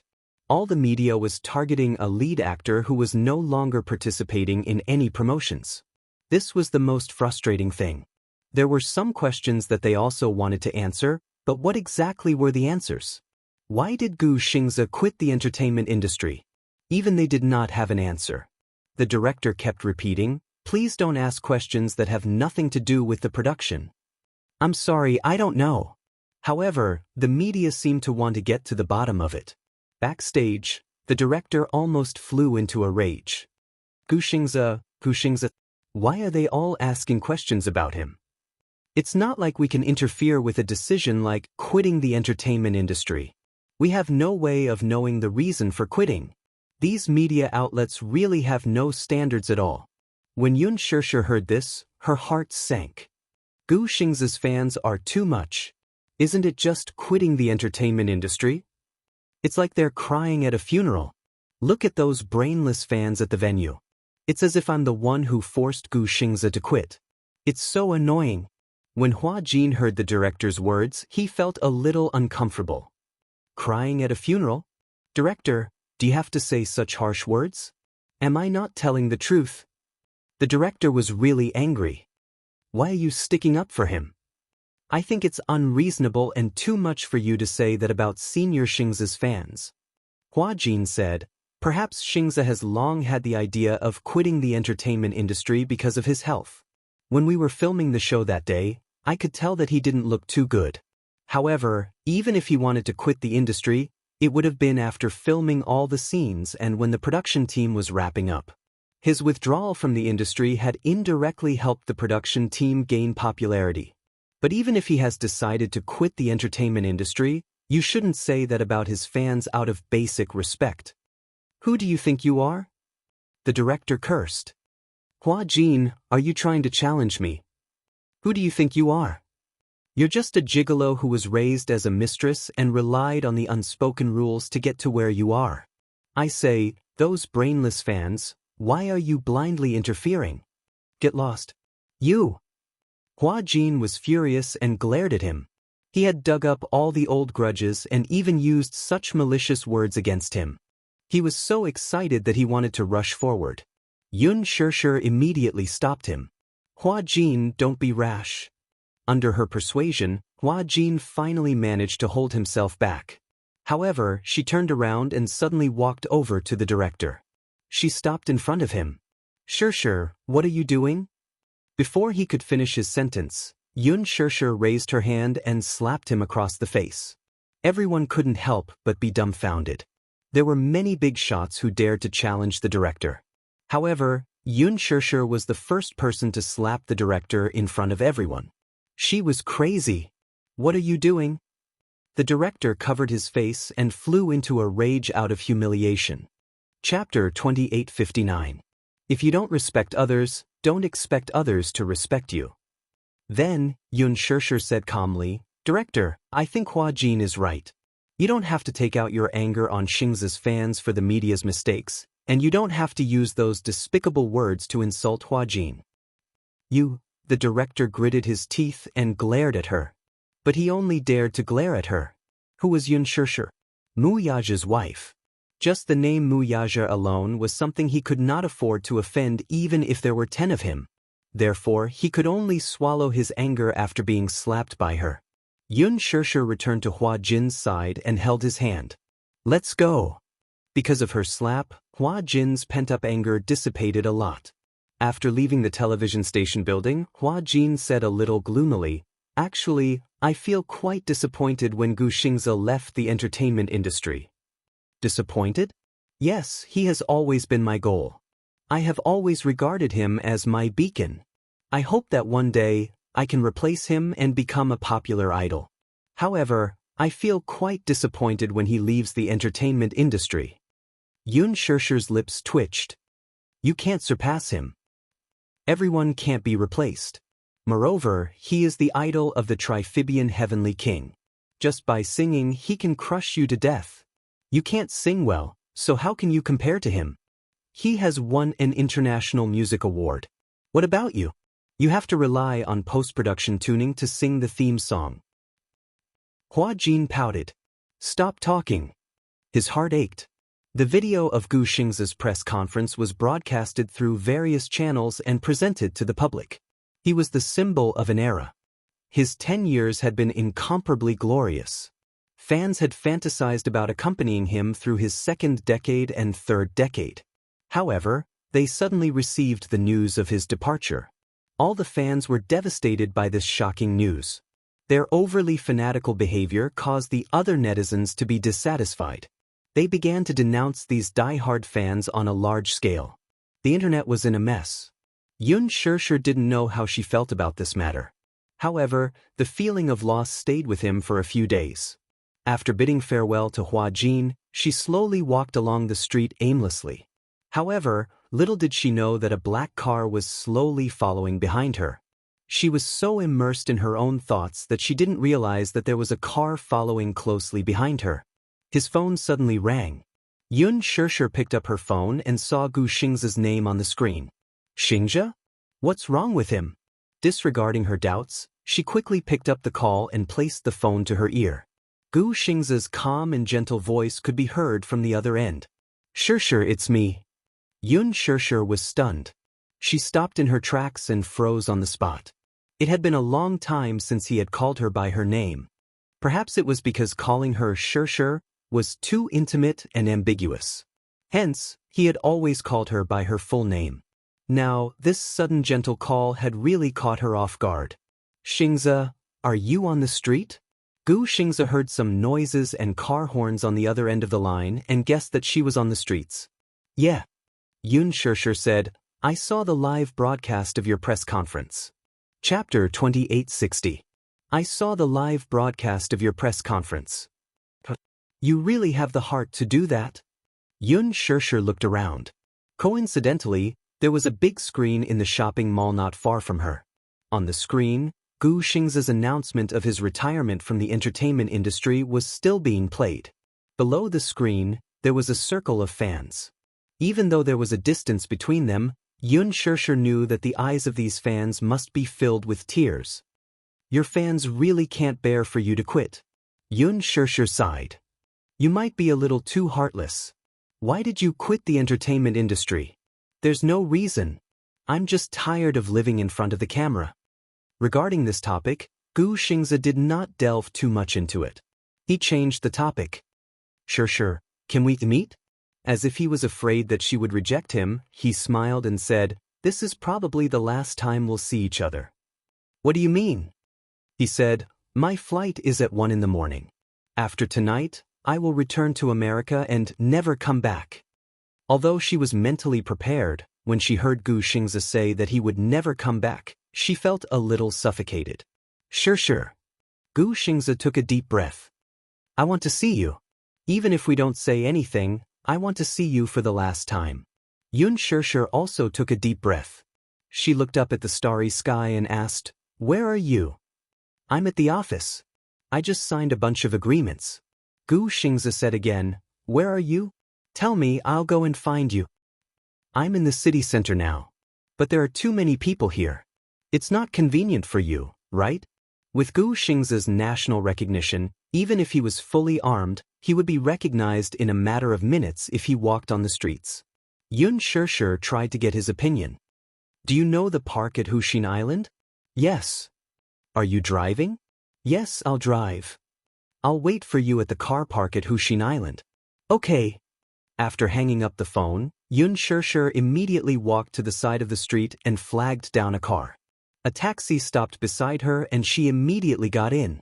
The driver glanced at her and stepped on the accelerator. Then, he realized what was going on and suddenly slammed on the brakes. What's wrong? Yun Shirshir turned pale with fright. She was startled by the sudden braking. You are that, the driver thought hard for a while. The TV drama that my wife has been following recently is called Lethal Beauty. You're the second female lead in it, right? It's that bad woman. My wife hated you at first. But after watching some of your variety shows, I fell in love with you again. Looking at her up close, she really is a beautiful lady. Yun Shirshir smiled awkwardly. I didn't expect my luck to be so good today. I picked up a superstar. Superstar, can I have your autograph? Okay, but you have to drive me to my destination first. Oh. The driver was so excited that he didn't even turn on the meter and just slammed on the accelerator. Along the way, the traffic lights were congested. The driver suddenly glanced at the rear mirror and made a tisk sound. The Lexus has been following us all the way. Maybe it's a coincidence. Yun Shirshir said casually. The driver said half-jokingly, could it be the paparazzi? Why are there so many paparazzi following us every day? Yun Shirshir didn't think much of it. Chapter 2861. However, when time came to a standstill, countless thoughts rushed into her mind. Yun Shirshir could not help but recall everything that had happened between her and Gu Xingzi. Scenes flashed before her eyes like a merry-go-round. Unknowingly, her eyes turned red. He said that he was going to America and would not be coming back. In other words, tonight would be the last time they met. She actually felt a little reluctant to part with him. Just as she was lost in her thoughts, her phone rang again. She picked up her phone, thinking that it was a call from Gu Xingzi. Unexpectedly, it was a video call from Gong Jie. Yun Shirshir was stunned. Looking at the time, it was already late. Why would he call at this hour? On second thought, due to the time difference, it was probably still daytime over at Xiao Jie's place. Perhaps something had happened. She picked up the video call. On the other end, Gong Jie's handsome face was reflected on the screen. However, his expression was very serious and even a little nervous. Xiao Jie, what's wrong? Why do you look so nervous? Gong Jie did not bother with pleasantries and went straight to the point. Sis, uncle can speak now. What? Yun Shirshir turned pale with fright and stood up abruptly. You're saying that dad can speak now? Yes. Gong Jie was also greatly encouraged, but he still frowned. I told him that it wasn't easy for him to recover the function of his vocal cords. He must pay attention to his recuperation, but he insisted on talking to you. No. Yun Shirshir was resolute.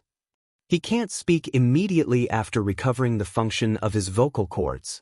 Let him recover completely first before we talk about it. I advised him that too, but he didn't listen at all. Gong Jie said solemnly, Sis, you should talk to him. Perhaps your words will be more persuasive.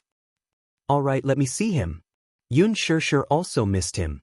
Gong Jie froze the video call. Then, he got someone to carry Yun Yecheng into a wheelchair and pushed it over. As soon as Yun Yecheng's figure was reflected on the screen, Gong Jie gently said a few words to him.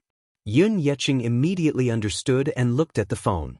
Knowing that the other side of the phone was his beloved daughter, he opened his mouth to speak in an unbelievably hoarse voice. Shishir, Daddy has caused you to suffer. Dad? Yun Shishir furrowed her brows as tears welled up in her eyes. She quickly said, Dad, don't talk so much. It wasn't easy for you to recover the function. Be careful of your sister. Yun Yecheng ignored her advice and squeezed out these words with much difficulty while holding onto the wheelchair. Yun Shishir was completely stunned. Sister? Yun. His voice was as rough and broken as gravel, but even though he was speaking with great difficulty, she still understood what he was trying to convey. Yuna, she's not dead? Dad, how did you know? Sir. Yun Yecheng seemed to have prepared a script as he said agitatedly, It was her who destroyed me with sulfuric acid. She will definitely look for you. You must be careful. Yun Shishir's face instantly turned ghastly pale as her lips trembled. How is that possible? How could she do such a cruel thing to you? Chapter 2862. Just as she finished speaking, she suddenly felt a car slowly approaching from behind. The ground beneath her feet was instantly illuminated by the high-beam headlights, turning it as bright as a white carpet. The low rumble of the car's engine rose and fell continuously. Yun Shishir's heart skipped a beat. She turned around stiffly and saw a black Lexus parked quietly not far away. The car's high-beam headlights were extremely dazzling. The light suddenly changed, and in an instant, her eyes were as bright as the aurora. Yun Shishir could not open her eyes because of the blinding light. She could not help but raise her hand to shield her eyes. She subconsciously staggered backward, only to see the car release its brakes and step on the accelerator, speeding toward her. Yun Shishir hurriedly retreated and wanted to avoid it. Suddenly, a man's steady voice came from behind. Shishir, be careful. Immediately after, a figure pounced on her. It was Gu Xingzi. When he pounced on her, he did not forget to use his arms to protect her.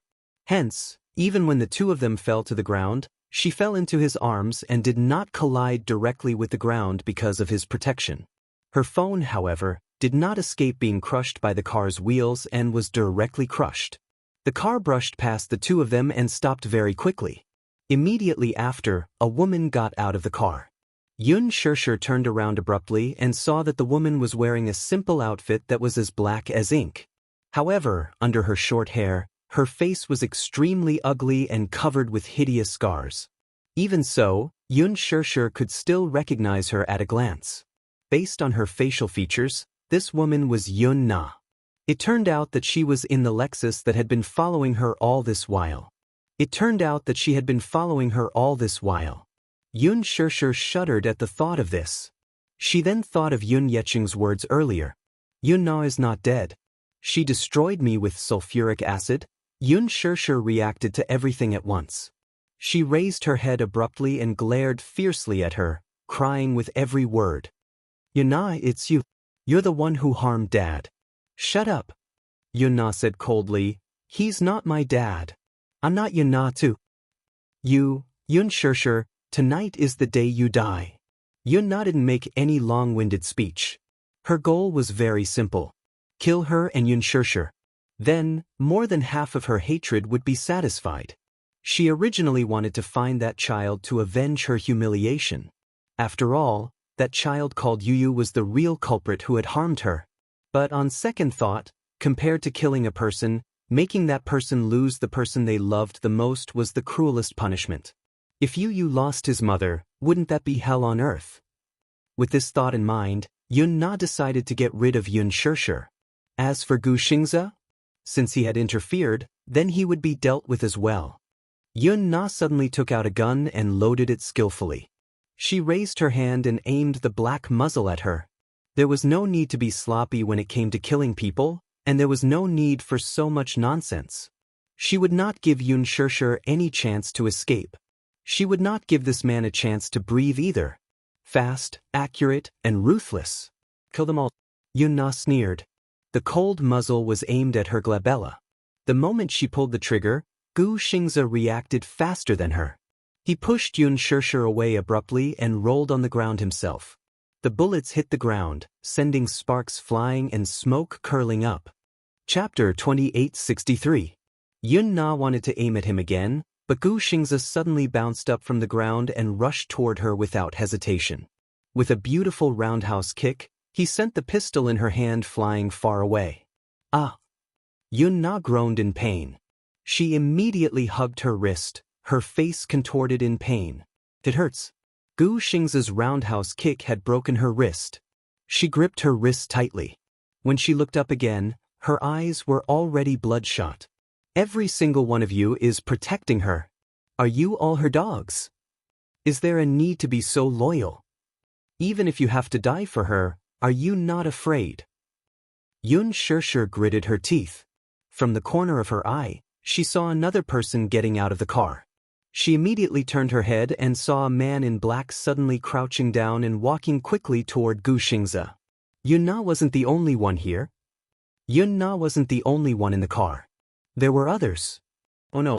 Xianxia immediately blurted out, Xingzi, be careful. Gu Xingzi heard her shout and was a little distracted. When he turned around, Yunna immediately pulled out a sharp dagger from her waist. She pulled it out of the scabbard, held the handle tightly, and stabbed him viciously in the back. I'm going to kill you. I'm going to kill you. Gu Xingzi was caught off guard and was stabbed by the dagger. He immediately arched his body. From the corner of his eye, he saw another man in black immediately walk over. He reached out and quietly grabbed his throat, dragged him to the side, and punched him hard in the chest. Cough. Gu Xingzi was numb from the pain from this punch. He frowned and the veins on his forehead popped out. The man quickly restrained him, grabbed him by the throat, and pinned him high against the wall. Yunna rushed over without thinking. Holding the dagger, she ruthlessly stabbed him in the abdomen again. No, no. Xianxia was so frightened by this cruel scene that she was speechless. Her mind went blank, but she forced herself to regain her senses. From the corner of her eye, she suddenly saw the pistol that had been kicked aside by Gu Xingzi. She hurriedly crawled over and held the pistol tightly with trembling hands. She had never held a pistol before, so she didn't know how to use the heavy metal object in her hand. What to do? What to do? Xianxia was so anxious that her face turned pale, and her forehead was covered with cold sweat. At that moment, Yunna stabbed him again. When she suddenly pulled out the dagger, it was dripping with blood. Stop! Xianxia screamed and rushed over. She clumsily aimed the gun at the man's feet and pulled the trigger. Because Yunna had already loaded the gun, the bullet flew out quickly. In the blink of an eye, the bullet hit the man's leg. The man staggered and knelt on one knee. Bang! Bang! She fired 2 more shots at his back. Yunna saw that she had a gun in her hand and was about to rush toward her. Xianxia, I'll kill you. Go to hell for me. Seeing her rush over, Xianxia trembled and held the gun tightly. She broke down and said, You're the one who should go to hell. Bang! Bang! The bullet shot through Yunna's other intact wrist and penetrated her flesh. The other bullet lost its center of gravity and made a hole in the wall. Yunna's dagger fell to the ground. Xianxia, she couldn't believe it. She didn't expect that Xianxia could hit the target on her first try. Chapter 2864. She had practiced for a long time to learn how to use a pistol. Yunna was in so much pain that she could no longer move her hands. Like a walking corpse, she rushed toward her and slammed her to the ground. Xianxia wanted to pull the trigger again, but she realized that there were no more bullets. This pistol only had 6 bullets. She was shocked and panicked. Yunna was on top of her. Because she was angry from embarrassment, she opened her mouth and bit down hard on her shoulder like a mad dog. Xianxia groaned in pain and broke out in a cold sweat. She suddenly reached out and strangled Yun Na's neck. She was on the verge of losing her mind. She did not care about those so-called scruples and used her fingers to crush Yun Na's eyeballs. Because of the enormous pain, Yun Na let out a shrill cry hysterically, and she actually rolled over to the side. She was too anxious. She was too anxious to get rid of Yun Shirshir. Instead, she was flustered because of this. Yun Shirshir immediately got up from the ground and pounced on her again. She used her hands to strangle her ruthlessly. Angry and desperate, she shouted at the top of her lungs, "Yun Na! Why are you so cruel?" Yun Na was choked until she could not breathe. Her entire head was red because of the lack of oxygen in her brain. Her eyes bulged and her veins popped out. Yun Shirshir gritted her teeth and said, "I hate you. I hate you. You're the one who destroyed this family. You deserve to die. The one who deserves to die is not me. It's you. You're the one who caused Dad to be like that. He's your biological father. How can you treat him so cruelly?" "He's not." Yun Na screamed in despair. "He's not my father. He's not. Yun Shirshir, you took away everything that belonged to me. Even if I go to hell one day, I want you to be buried with me." When Yun Shirshir thought of Yun Yeqing's miserable state, she hated this detestable and evil woman even more. She tightened her grip on Yun Na's throat and exerted more force. She wanted to kill her. Even if she was sentenced to break the law, she would not hesitate. This woman is crazy. If he didn't kill her, she would kill him and Xianxia. She absolutely couldn't tolerate her hurting Xianxia again. Yun Shirshir and Yun Na were in a fierce confrontation. Behind them, the man in black finally got up from the ground. He had been shot in the knee, and one of his legs had lost its support. However, when he saw that Yun Na was at a disadvantage, he immediately turned around and returned to the car. He opened the trunk and took out a silver handgun. The man turned around. Under the moonlight, the gun glinted coldly and attracted Gu Xing's attention. It was a gun. He followed the man's gaze and realized that he was closing in on Yun Shirshir. He gradually raised his right hand, swiftly loaded the gun, and put his index finger on the trigger. Without a second thought, Gu Xingzi ignored the blood flowing out of his abdomen and back.